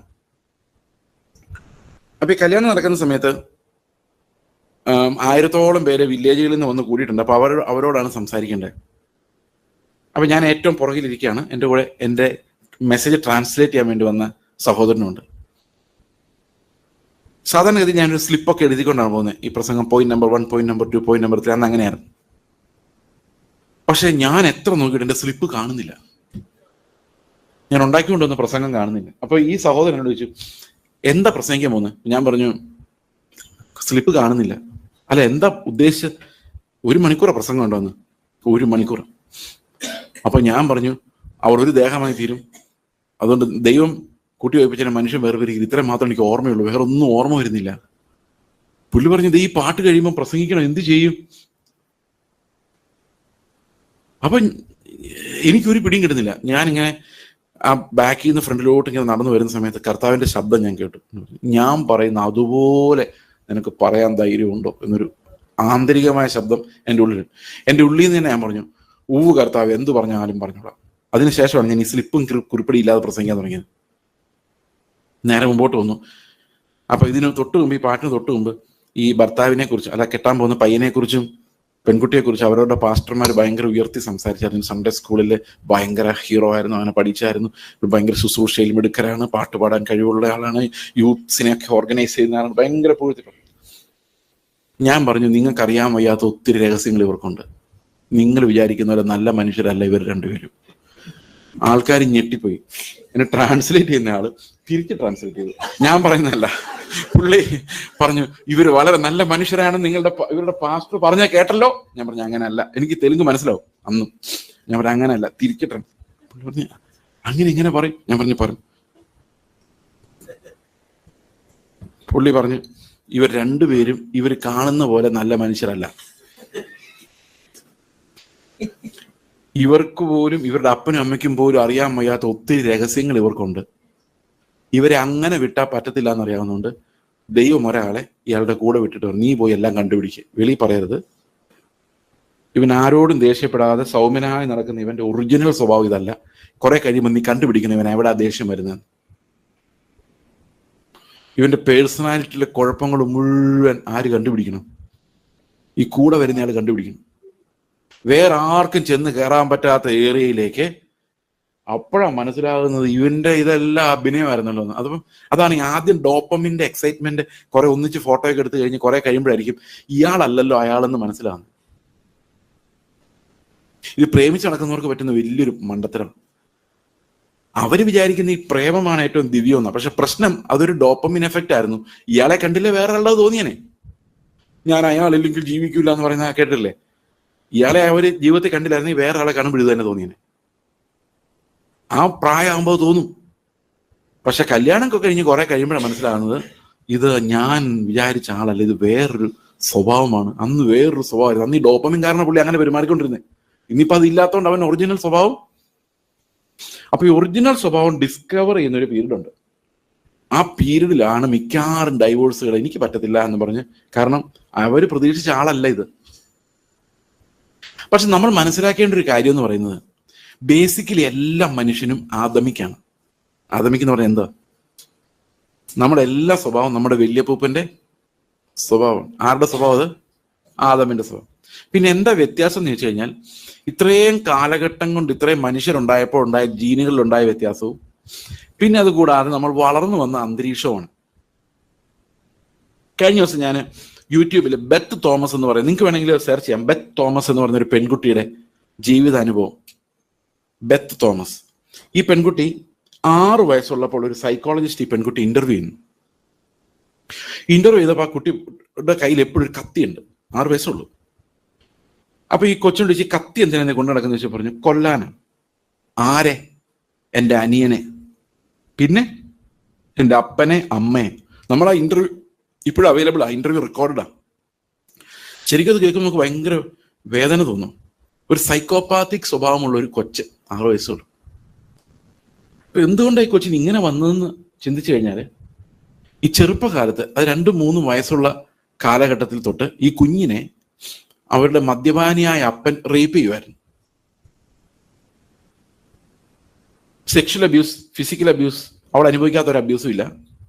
അമ്മ വളരെ ഇൻഡിഫറൻ്റ് ആയിരുന്നു. അമ്മ ഒരിക്കലും കൊച്ചിനെ പരിഗണിച്ചിട്ടേ ഇല്ല. ഇപ്പൊ കുഞ്ഞിന് 1-2 വയസ്സ് കാലഘട്ടത്തിൽ ഉണ്ടാകേണ്ട ഒരു സ്വഭാവമാണ് റിലേഷൻഷിപ്പ് ഉണ്ടാക്കാനുള്ള കഴിവ്. ചിരിക്കുന്നത് നമുക്കറിയാം. ഒരു കൊച്ചുണ്ടായി കഴിഞ്ഞാൽ 45 ദിവസം കൊച്ചു ചിരിക്കും, അമ്മയെ നോക്കി ചിരിക്കും. അമ്മയെ നോക്കി ചിരിക്കുന്നതല്ല, ഡെവലപ്മെന്റ് എന്താന്ന് വെച്ച് കഴിഞ്ഞാൽ he's trying to establish a relationship. അമ്മയുമായിട്ടൊരു ബന്ധം ഉണ്ടാക്കുകയാണ്. ഇത് നീ എൻ്റെ അമ്മയെന്ന് എനിക്ക് മനസ്സിലായി കേട്ടോ എന്ന് പറഞ്ഞുകൊണ്ടേ കൊച്ചു ചിരിക്കുന്ന, പറയുന്നില്ലെന്നേ ഉള്ളൂ, ആ ചിരിയുടെ അർത്ഥം അതാണ്. അപ്പൊ അമ്മ എടുത്തുകൊണ്ട് നടക്കുന്നു, അങ്ങനെ ആ റിലേഷൻഷിപ്പ് എസ്റ്റാബ്ലിഷ് ചെയ്യുന്നു. അമ്മയ്ക്ക് എന്നോട് സ്നേഹം ഉണ്ടെന്ന് മനസ്സിലാവുന്നു. അപ്പനെ നോക്കുന്നു, ഇതാണ് അപ്പൻ എന്ന് പറയുന്നു. അപ്പൻ എടുത്തുകൊണ്ട് നടക്കുന്നു, മോളെ എന്ന് വിളിക്കുന്നു, മോനെ എന്ന് വിളിക്കുന്നു. ഇങ്ങനെ കൊഞ്ചിച്ച് ലാളിച്ച് റിലേഷൻഷിപ്പ് എസ്റ്റാബ്ലിഷ്. ഇത് എപ്പോഴുണ്ടാകുന്നത്? ഈ ആദ്യത്തെ 1-2 വർഷം. പിന്നെ നമ്മൾ ആന്റിയെ കാണിച്ചു കൊടുക്കുന്നു, അങ്കിളിനെ കാണിച്ചു കൊടുക്കുന്നു, വല്യപ്പനെ കാണിച്ചു കൊടുക്കുന്നു. ഇങ്ങനെ ബന്ധങ്ങൾ പിള്ളേർക്ക് വളരുന്നു. ആ ചെറുപ്പകാലത്ത് ഒരു ബന്ധവും ഇല്ലാതെ പോയാൽ ഈ കുഞ്ഞുങ്ങൾക്ക് ജീവിതത്തിൽ ഒരിക്കലും ഒരു ബന്ധവും സ്ഥാപിക്കാൻ കഴിവില്ലാത്തവരായിരിക്കും. അവർക്ക് വേറൊരാളുമായി ബന്ധം സ്ഥാപിക്കാൻ പറ്റത്തില്ല. ഭാര്യ ഭർത്താവ് എന്നൊക്കെ പറഞ്ഞു കഴിഞ്ഞാൽ ടെക്നിക്കലി മനസ്സിലാവുമെങ്കിലും ഒരു ആത്മബന്ധം ഉണ്ടാക്കിയെടുക്കാനുള്ള കഴിവ് ആ കുഞ്ഞിന് വളരെ ചെറുപ്പത്തിലെ നഷ്ടപ്പെട്ടിട്ടുണ്ടാവും. അപ്പൊ നമ്മൾ വിവാഹം കഴിക്കാൻ പോകുന്ന ആള് കടന്നു വന്ന സാഹചര്യങ്ങൾ നമ്മൾ വിചാരിക്കുന്നവരായിരിക്കില്ല. അവിടെ നിങ്ങൾ എത്ര സ്നേഹിച്ചാലും ആൾക്ക് സ്നേഹിക്കണം, സ്നേഹമാണെന്ന് തോന്നണമെന്നില്ല. എത്ര സ്നേഹം എക്സ്പ്രസ് ചെയ്താൽ ആ സ്നേഹം റീഡ് ചെയ്തെടുക്കാനുള്ള കഴിവ്, കൊടുക്കാനുള്ള കഴിവ് പോലെ തന്നെ ഇമ്പോർട്ടൻ്റ് ആണ് ഈ സ്നേഹം വായിച്ചെടുക്കാനുള്ള കഴിവെന്ന് പറയുന്നത്. അപ്പൊ ക്രിസ്തുവിന്റെ സ്നേഹം എന്ന് പറയുന്നത് എക്സ്പ്രസ്ഡ് ലവ് ആണ്. അത് റിസീവ് ചെയ്യാൻ പറ്റുക എന്ന് പറയുന്നത് ദൈവത്തിന്റെ കൃപയാൽ മാത്രം നടക്കുന്ന ഒരു കാര്യമാണ്. ദൈവത്തിന്റെ സാൽവിഫിക് ഗ്രേസ്, രക്ഷാകരമായ ദൈവകൃപ ഒരു മനുഷ്യനിൽ ക്രിസ്തുവിന്റെ സ്നേഹം ഇതാണ് എന്ന് പറയുമ്പം അവന്റെ ഹൃദയത്തിനകത്ത് അത് റിസീവ് ചെയ്യാനുള്ള എബിലിറ്റി ഇല്ലെങ്കിൽ അവന് ഒന്നും ഒരു ഫീലിംഗ് ഉണ്ടാവില്ല. It will be a cold truth for him with no connection to life. എന്നാൽ അതേ സമയത്ത് ആ റിസപ്റ്റിവിറ്റി, അത് ആ സ്നേഹം എന്ന് പറഞ്ഞു കഴിയുമ്പോൾ കണ്ണ് നിറയുന്ന ഈ ഒരു റിസപ്റ്റിവിറ്റി ഇല്ലാത്ത ഒരാളെയാണ് കല്യാണം കഴിക്കുന്നതെങ്കിൽ ഞാൻ എത്ര സ്നേഹിച്ചിട്ടും മനസ്സിലാകുന്നില്ല ബ്രദറെ, അല്ലെങ്കിൽ എൻ്റെ ഉള്ളിൽ സ്നേഹം തോന്നുന്നില്ല, മരവിപ്പ് തോന്നുന്നു. എന്തുകൊണ്ടാണ് സംഭവിക്കുന്നത്? എല്ലാവർക്കും ബേസിക്കലി ഒരേ സ്വഭാവമാണെങ്കിലും നമ്മൾ വളർന്നു വന്നപ്പോൾ നമുക്ക് കിട്ടിയ ലൈഫ് സ്കിൽസിന്റെ കാര്യത്തിൽ വ്യത്യാസം ഉള്ളത് കൊണ്ടും പലവിധമായ സ്നേഹമില്ലായ്മയിൽ ഉള്ള വീട്ടിലും അടിച്ചമർത്തുന്ന വീട്ടിൽ, അതായത് ചില വീടുകളിൽ പിള്ളേർ കരയുമ്പോൾ പിള്ളേരോട് പറയും നാണമില്ലാതെ നിന്ന് കരയുന്ന കണ്ടില്ലേ, ഷെയ്മിങ് ദെയർ ഇമോഷൻസ്. അപ്പൊ കുറെ കഴിയുമ്പോഴേക്കും അവൾക്ക് മറ്റുള്ളവരുടെ ഇമോഷൻസിനോടെല്ലാം പുച്ഛമായിരിക്കും. ഒരു ചെറുപ്പത്തിലെ വരുന്ന പ്രശ്നം. വേറെ ആൾ കരയുന്ന കാണുമ്പോൾ അവർക്കൊന്നും തോന്നില്ല, സിമ്പതി തോന്നില്ല. ഈ കൊച്ചു മൃഗങ്ങളെല്ലാം ചുമ്മാ കൊന്നുകളയാൻ ഒരു സിമ്പതിയില്ല. അവസാനം ഇവര് ഈ കൊച്ചിനെ രണ്ടാമത് എടുത്ത് വളർത്തിയ ഒരു ഫോസ്റ്റർ ഫാമിലി ആയിരുന്നു. ഈ ഫോസ്റ്റർ ഫാമിലി ഒരു എനിക്ക് തോന്നുന്നൊരു ബാപ്റ്റിസ്റ്റ് മിനിസ്റ്റർ മറ്റായിരുന്നു. ഒരു ബാപ്റ്റിസ്റ്റ് ആണ്, ഏത് ചർച്ച എന്നറിയില്ല. അവിടുത്തെ ഒരു ശുശ്രൂഷകനാണ് ഈ കുഞ്ഞിനെ വളർത്തിയത്. ഈ കുഞ്ഞിനെ കൊല്ലും, ഇവരെല്ലാം കൊല്ലും എന്നുള്ള സ്ഥിതി വന്നു. പക്ഷെ ഇദ്ദേഹം പറഞ്ഞു എന്ത് ചെയ്താലും ഇവരെ ഞങ്ങൾ കൈവിടത്തില്ല എന്ന് പുള്ളി തീരുമാനിച്ചു. ഈ ക്രിസ്ത്യൻ കൗൺസിൽ എടുത്ത് കൊണ്ടുപോയി അവരൊരു സൈക്കോതെറാപ്പി സെഷൻ, അതായത് ഇവളെ അവരുടെ റൂമിൽ താമസിപ്പിച്ചു. വെള്ളം കുടിക്കണമെങ്കിൽ പോലും പെർമിഷൻ വേണം, അവൾക്ക് തന്നെ ഒന്നും ചെയ്യാൻ പെർമിഷൻ ഇല്ല. ബാത്റൂമിൽ പോകണമെങ്കിൽ പെർമിഷൻ ചോദിക്കണം, ആഹാരം കഴിക്കണമെങ്കിൽ പെർമിഷൻ. അവിടെ സാധനങ്ങളെല്ലാം ഉണ്ട്, പക്ഷെ പെർമിഷൻ ചോദിക്കാൻ എടുക്കാൻ പറ്റില്ല. അതാണ് റൂള്. എന്തിനാണെന്നറിയോ? വെള്ളം ചോദിച്ച് വെള്ളം തരുന്ന ആളോട് ഒരു റിലേഷൻഷിപ്പ് ഉണ്ടാക്കാൻ വേണ്ടിയാണ്. തന്നെ എടുത്ത് കുടിച്ചു കഴിഞ്ഞാൽ റിലേഷൻഷിപ്പ് ഇല്ല.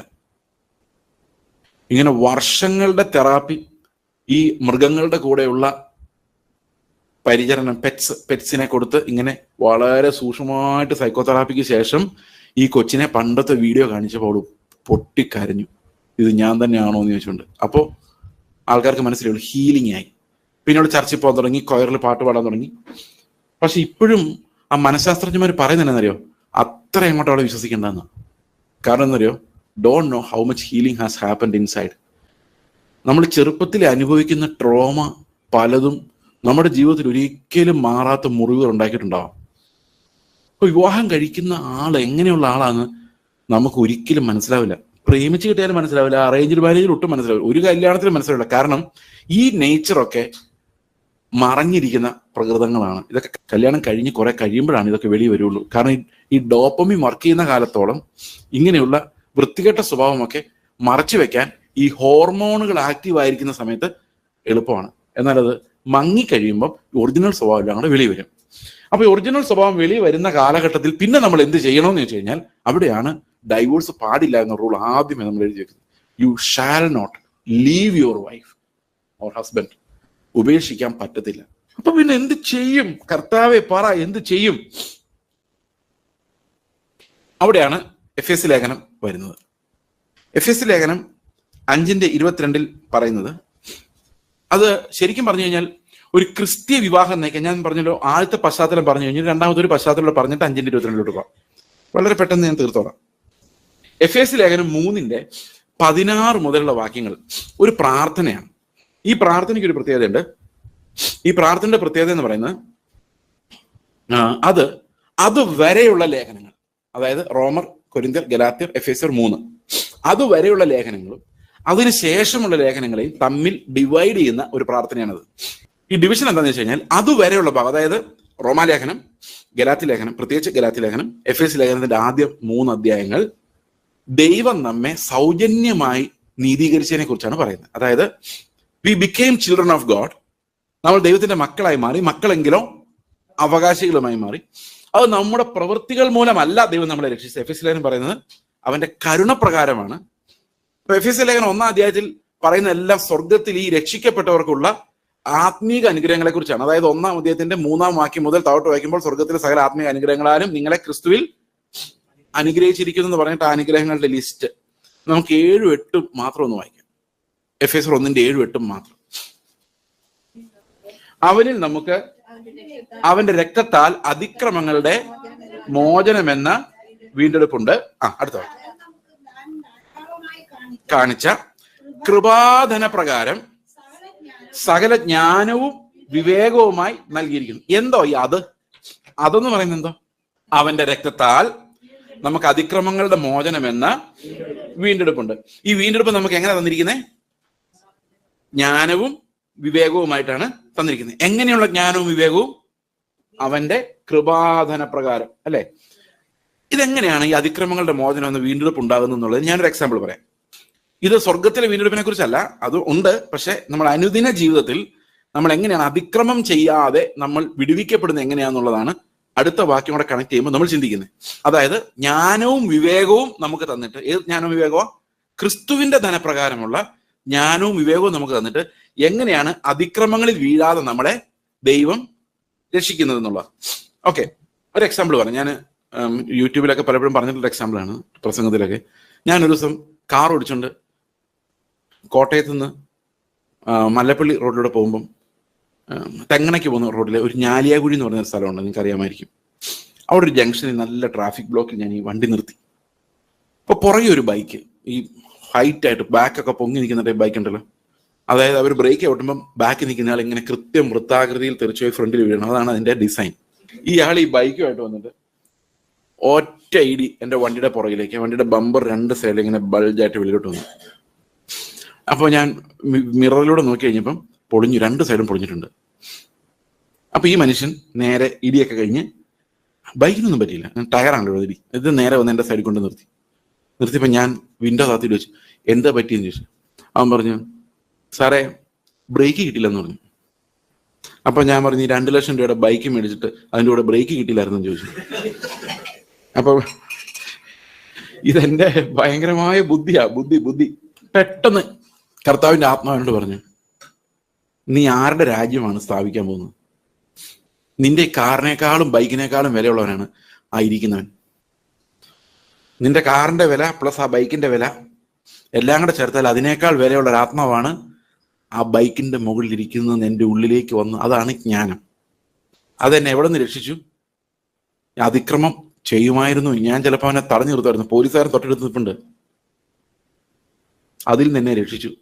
തക്ക സമയത്ത് ജ്ഞാനം, വിവേകം. അതെങ്ങനെയാ വരുന്നതെന്ന് വെച്ച് കഴിഞ്ഞാൽ, അപ്പൊ ഞാൻ ഈ വിവേകം ഉള്ളിലേക്ക് വന്നു കഴിഞ്ഞപ്പോൾ ഞാൻ പറഞ്ഞു, ഓക്കെ പൊക്കോളാൻ പറഞ്ഞു. ചിരിച്ചു. അവന് ചിരിച്ചു. അവൻ അത്ഭുതമായി പോയി, ചിരിച്ചു, സോറി എന്ന് പറഞ്ഞ് അവനങ്ങ് പോവുകയും ചെയ്തു. നമ്മുടെ ജീവിതത്തിന്റെ പല സന്ദർഭങ്ങളിലും നമ്മൾ അതിക്രമം ചെയ്യുന്ന മൊത്തം. അതിൽ നിന്ന് രക്ഷപ്പെടണമെങ്കിൽ ഈ കർത്താവിന്റെ കൃപാധന പ്രകാരമുള്ള ആ സ്വർഗീയ അനുഗ്രഹം ജ്ഞാനവും വിവേകവുമായിട്ട് നമുക്ക് വരണം. അപ്പൊ ആത്മീക അനുഗ്രഹം പ്രാപിച്ചവർക്ക് മാത്രമേ ക്രിസ്ത്യ ജീവിതം ജീവിക്കാൻ സാധിക്കുള്ളൂ. അപ്പൊ വീണ്ടെടുക്കപ്പെട്ടവർക്ക് ഒരു ഡിപ്പോസിറ്റ് സ്വർഗത്തിലുണ്ട്. അത് ആത്മീക അനുഗ്രഹങ്ങളുടെ ഡിപ്പോസിറ്റ് ആണ്.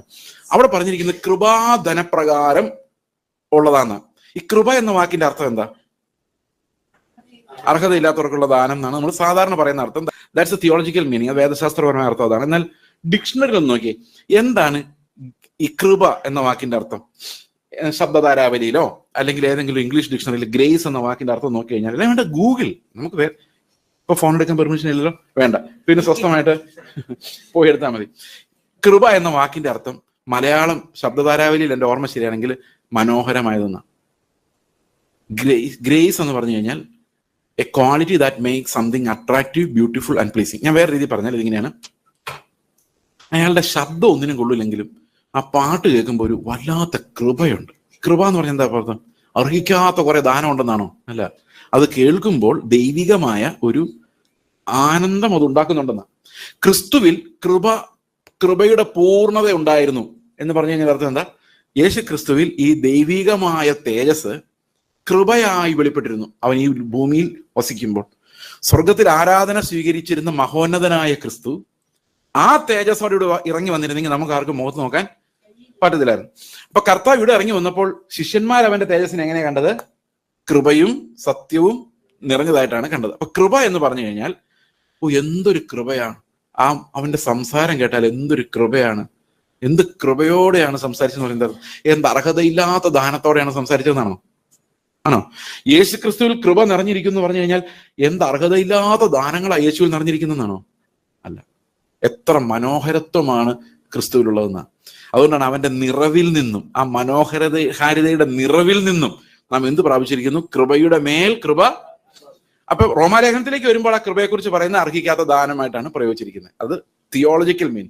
ബൈബിളിൽ കൃപ എന്നുള്ള വാക്ക് തന്നെ 3 വ്യത്യസ്ത അർത്ഥങ്ങളിൽ പ്രയോഗിച്ചിട്ടുണ്ട്. അതില് ഈ കൃപയുടെ ധനം എന്ന് പറയുന്നത് എപ്പോഴും ആ തേജസ്സിന്റെ ധനമാണ്. അതായത് കൃപയുടെ മഹത്വം, കൃപയുടെ ധനം, കൃപാധനത്തിന്റെ പുകഴ്ച. ഈ കൃപ എങ്ങനെയാണ് ഉണ്ടാകുന്നത്? അത് കർത്താവ് നമുക്ക് തരുന്നതാണ്. അവന്റെ നിറവിൽ നിന്ന് നമ്മൾ പ്രാപിക്കുന്നതാണ്. ഭാര്യ ഭർത്താവിനോട് പറയുന്നു, അല്ല ഭർത്താവ് ഭാര്യയോട്, എല്ലാ വീടുകളിലുള്ള സ്റ്റാൻഡേർഡ് കോൺവെർസേഷൻ. എന്റെ കാറിന്റെ കീ കണ്ടോ? ഭാര്യ എവിടെയെങ്കിലും കൊണ്ടുപോയി കാറിന്റെ കീ വെച്ചിട്ട് എന്റെ പുറകെ നടന്ന ഞാൻ എവിടെ നിന്ന് എടുത്തു തരാം, എനിക്കിവിടെ 100 കൂട്ടം പണിയുണ്ട്. കൃപയുടെ വ്യാപാരം, അങ്ങോട്ടും ഇങ്ങോട്ടൊരു വ്യാപാരം നടന്നു. എന്തോ 50 രൂപ കൊണ്ടേ കൊടുത്ത് 54 രൂപ കൊണ്ടേ കൊടുത്താൽ 54 രൂപ കൊടുത്ത് 2 പാക്കറ്റ് പാല് വാങ്ങിച്ചു. വ്യാപാരം, അതിനാ വ്യാപാരം എന്ന് പറയുന്നത്. അപ്പൊ ഈ പുള്ളി എന്ത് ചെയ്തു? രാവിലെ ഭാര്യയ്ക്ക് ഒരു വ്യാപാരം കൊടുത്തു. എന്തോ, എന്റെ കീ എവിടെ? ഭാര്യയാണെ നിലത്ത് കാല് കുത്താൻ പറ്റാതെ ഓടി നടക്കുന്നതിനിടയ്ക്കാണ് കീ. ഭാര്യ പറയാണ്, എവിടെയെങ്കിലും കൊണ്ടേ വെച്ചിട്ട് ഇതിന്റെ എല്ലാം പുറകെ ഞാൻ നടക്കണോ? എനിക്കിവിടെ പണി തീർന്നിട്ട്. അപ്പൊ രാവിലെ നല്ലൊരു ട്രാൻസാക്ഷൻ നടന്നു, പക്ഷെ എന്തുണ്ടായിരുന്നില്ല? കൃപയുണ്ടായിരുന്നില്ല. ഇനി നിങ്ങളുടെ ട്രാൻസാക്ഷൻസ് ഒക്കെ ഒന്ന് പരിശോധിച്ചാൽ അവിടെ എല്ലാം ബുദ്ധിയുണ്ട്, അപ്പനമ്മമാരിൽ നിന്ന് പഠിച്ച ജ്ഞാനമുണ്ട്, അപ്പനമ്മയും കണ്ടുപിടിച്ച കുടുംബജീവിതത്തിന്റെ ടെക്നിക്കുകളുണ്ട്. പക്ഷെ ക്രിസ്തുവിൽ നിന്ന് പ്രാപിച്ച കൃപയുണ്ടോ എന്നുള്ളതാണ് ഈ കുടുംബജീവിതത്തിന്റെ അകത്ത് ചലഞ്ചിങ് ചോദ്യം. നമ്മുടെ ട്രാൻസാക്ഷൻസ് ഏത് രീതിയിലാണ്? ഇത് നമ്മൾ വിചാരിച്ചാൽ ഉണ്ടാവില്ല. ഇന്ന് തൊട്ട് ഞാൻ കൃപയുടെ ട്രാൻസാക്ഷൻ എന്ന് പറഞ്ഞാൽ നിങ്ങൾ അങ്ങോട്ട് ഇന്ന് ഉച്ചയ്ക്ക് ചോറിനുമ്പോഴേക്കും അത് മറന്നു.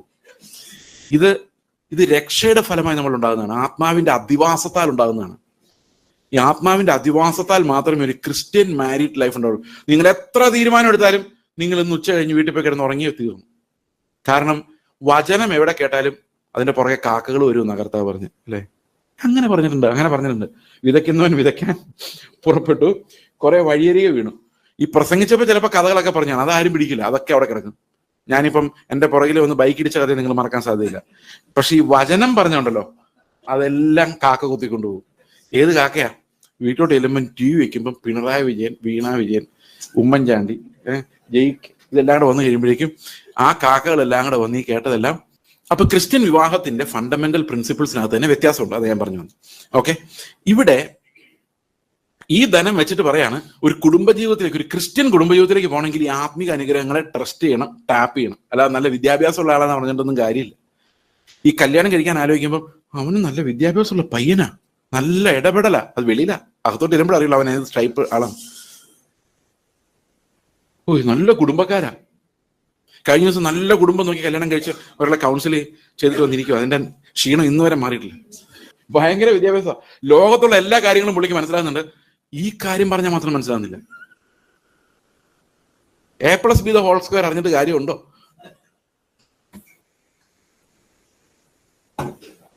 കല്യാണത്തിന് നോക്കുന്ന കുടുംബം, സഹോദരങ്ങളെ, എത്ര വലിയ കുടുംബമായാലും ആദമിന്റെ അല്ലേ സന്തതി, അതിലും വലിയ കുടുംബമൊന്നും. അപ്പൊ ശരിക്കും പറഞ്ഞു കഴിഞ്ഞാൽ നമ്മൾ സാധാരണ ഒരു കല്യാണത്തിന്റെ അഡ്ജസ്റ്റ്മെന്റ് പരിപാടികൾ കൊണ്ട്, അപ്പൊ വിവാഹം കഴിക്കുന്നത് എങ്ങനെ, കർത്താവ് കാണിച്ചു തരുന്നവരെ വെയിറ്റ് ചെയ്യണം. ഇനി അതോ നിങ്ങൾ ഓൾറെഡി കല്യാണം കഴിച്ച് പോയാൽ സാരമില്ല, അത് കർത്താവ് ശരിയാക്കി എടുത്തോളും. പക്ഷെ ഇതുവരെ കല്യാണം കഴിക്കാത്ത ആരെങ്കിലും നിങ്ങളുടെ വീട്ടിലോ നാട്ടിലോ കുടുംബത്തിലോ ഉണ്ടെങ്കിൽ, നേരത്തെ ബ്രദർ പറഞ്ഞ പോലെ ഇത് നിങ്ങൾക്ക് മാത്രമല്ല നിങ്ങളുടെ വീട്ടിലിരിക്കുന്ന പിള്ളേർക്കുള്ളതെന്ന് പറഞ്ഞുകൊണ്ട് ഇത് തരുന്നതാണ്.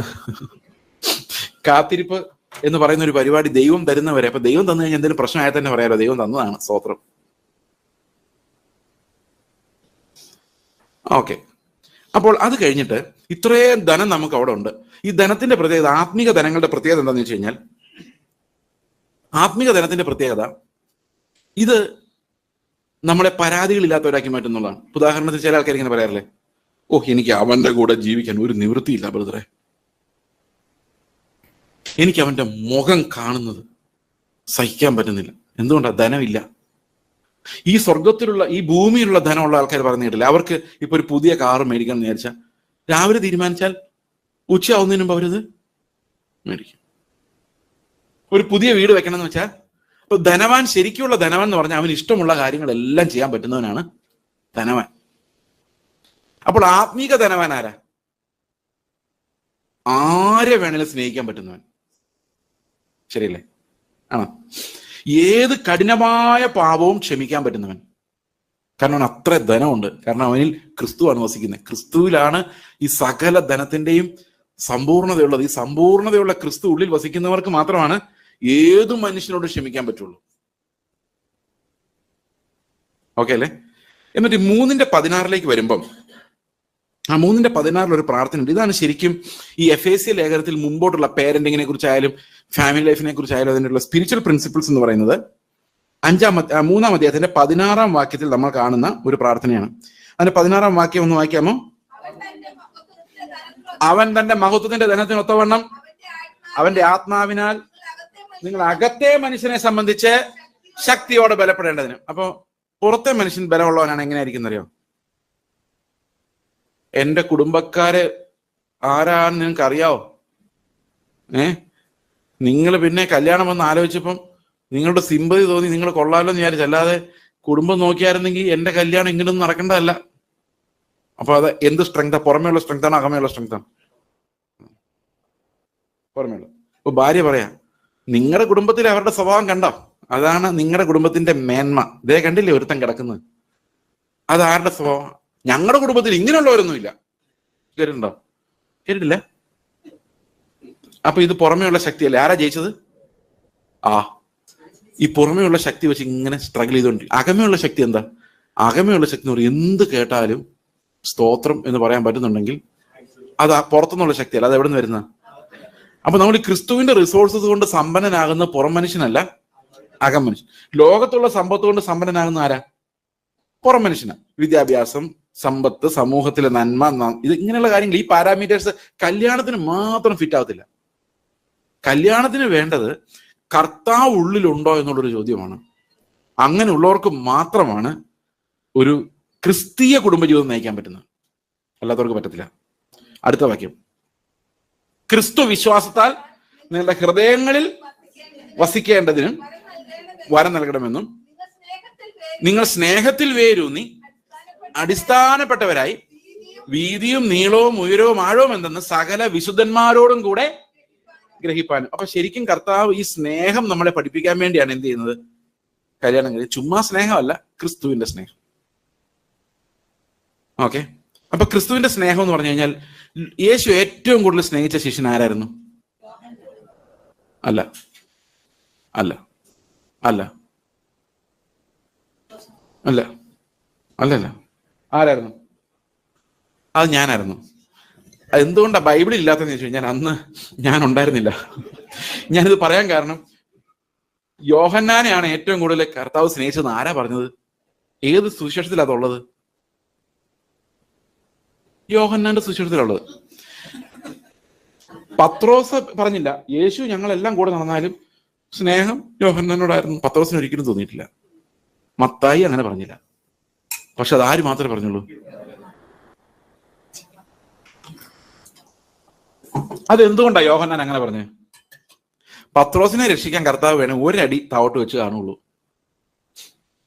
എന്നെ രക്ഷിക്കാൻ കർത്താവ് ഒരു കുഴിക്കകത്ത് ഇറങ്ങേണ്ടി വന്നു. അതുകൊണ്ട് യോഹന്നാൻ വിചാരിച്ചു കൂടുതൽ ഇളച്ചി കിട്ടിയ എന്നെ സ്നേഹിച്ച പോലെ അപ്പോൾ നോക്കുമ്പം അതിനേക്കാളും ഇളച്ചി കിട്ടിയ ആള് ഞാനായിരിക്കുമല്ലോ, അല്ലേ? അപ്പൊ ശരിക്കും അവരവർക്ക് എല്ലാവർക്കും പറയാവുന്ന ഒരു കാര്യം എന്താണ്? എന്നെയാണ്. അപ്പൊ ഇത്രയും എന്നെ സ്നേഹിച്ച കർത്താവിന് മുമ്പിൽ കർത്താവ് എനിക്ക് തന്നിരിക്കുന്ന ആളോ എന്തായാലും എന്നേക്കാൾ ഭേദമായിരിക്കും, അല്ലേ? അപ്പൊ ക്രിസ്തുവിന്റെ സ്നേഹത്തിന്റെ ആഴം. അപ്പൊ ഇവളൊക്കെ രക്ഷിക്കപ്പെട്ടതാണോ? ഇവളൊക്കെ കർത്താവിനെ അറിയുന്നതാണോ?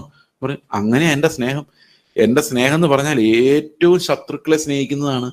അപ്പൊ നീ എന്റെ സ്നേഹം എന്താന്ന് പഠിക്കണമെങ്കിൽ ഇവളെ സ്നേഹിച്ചുകൊണ്ട് തുടങ്ങി. ഞാൻ നിന്നോട് എങ്ങനെയാ ക്ഷമിച്ചതെന്ന് മനസ്സിലാണെങ്കിൽ നീ ഇവിടെ ക്ഷമിച്ചുകൊണ്ട് തുടങ്ങി. അപ്പൊ ഡൈവോഴ്സ് എന്ന് പറഞ്ഞ ചോദ്യം വരുന്നുണ്ടോ? തല്ലി കൊന്നാൽ പോലും ഡൈവോഴ്സ് ചെയ്യാൻ പറ്റത്തില്ല. കാരണം എന്താ? കർത്താവിനെ കൊന്നിട്ടും സ്നേഹിച്ചുകൊണ്ടിരുന്നു. എന്നിട്ട് പറയും ഇതേ സ്നേഹം നിങ്ങൾ സ്നേഹിച്ചോണെന്ന് പറഞ്ഞു കഴിഞ്ഞാൽ ഡൈവോഴ്സ് ചെയ്യാൻ പറ്റുമോ? അപ്പം നിങ്ങൾ പറയുമായിരിക്കും, എൻ്റെ ബ്രദറെ, ഞങ്ങളുടെ ജീവിതത്തിൽ ഞങ്ങൾ അനുഭവിക്കുന്ന എന്താന്ന് നിങ്ങൾക്ക് അറിയാൻ മേല. അപ്പൊ അവരോട് ഞാൻ പറയുന്നത്, നിങ്ങൾക്ക് പറ്റിയതും നിങ്ങൾക്ക് വേണ്ടതുമാണ് ദൈവം നിങ്ങൾക്ക് തന്നത്. കാരണം ആ മനുഷ്യനെ നിങ്ങൾക്കല്ലാതെ ആർക്കും കൊടുക്കാൻ പറ്റത്തില്ലായിരുന്നു. അയാളെ കർത്താവിന്റെ സന്നിധിയിൽ വിശുദ്ധീകരിക്കാൻ വേണ്ടിയുള്ള ഒരു പ്രോസസ്സിന്റെ ഭാഗമായിട്ടാണ് നിങ്ങളോട് വിട്ടിരിക്കുന്നത്. വേറെ ആരുടെ കൂടെ വിട്ടാൽ ആള് പോക്കായിരുന്നു. അതുകൊണ്ട് ദൈവം എനിക്ക് തന്നതുകൊണ്ട് മാത്രമാണ്, കയ്യിലെടുത്ത് തന്നുകൊണ്ടാണ് എനിക്ക് കിട്ടിയത്. കർത്താവെ, എൻ്റെ ഈ ഭർത്താവിനെ അല്ലെ ഭാര്യയെ എനിക്ക് തന്നെ, വേറെ ആർക്കും കൊടുക്കാതെ എനിക്ക് തന്നെ തന്നതിനായിട്ട് സ്തോത്രം. ഒന്ന് പറഞ്ഞു നോക്കി, മനസ്സുകൊണ്ടൊന്ന് പറഞ്ഞോ. വേറെ ആരും ഓർത്തുകൊണ്ട് പറഞ്ഞേക്കില്ലേ? ഈ ഭാര്യയെ തന്നെ, ഇതേ മക്കളെ തന്നെ, ഈ കുടുംബത്തെ തന്നെ എനിക്ക് തന്നെ തന്നതിനായിട്ട് എനിക്ക് അതിനകത്തുള്ള നിന്റെ ബുദ്ധി ഇപ്പോഴും മനസ്സിലാകുന്നില്ല. നീ എങ്ങനെ ഇതിനെ തന്നെ പക്ഷെ എന്നാലും തന്നത്. അപ്പൊ അതൊരു ആ സ്നേഹം തോന്നില്ലേ? ഇല്ലേ?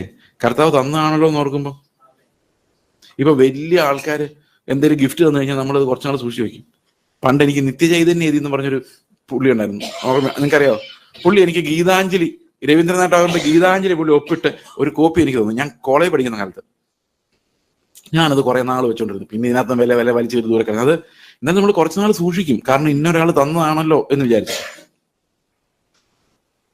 അപ്പൊ സകലത്തിന്റെ ഉടയവനായ കർത്താവ് നമുക്ക് തന്ന ഈ നിധി കണ്ടാൽ നിധിയായിട്ടൊന്നും തോന്നില്ലായിരിക്കും, സ്വഭാവം കണ്ടാൽ തോന്നി. പക്ഷെ കർത്താവ് തരുന്നതുകൊണ്ടാണ് അത് എന്തായി മാറുന്നത്,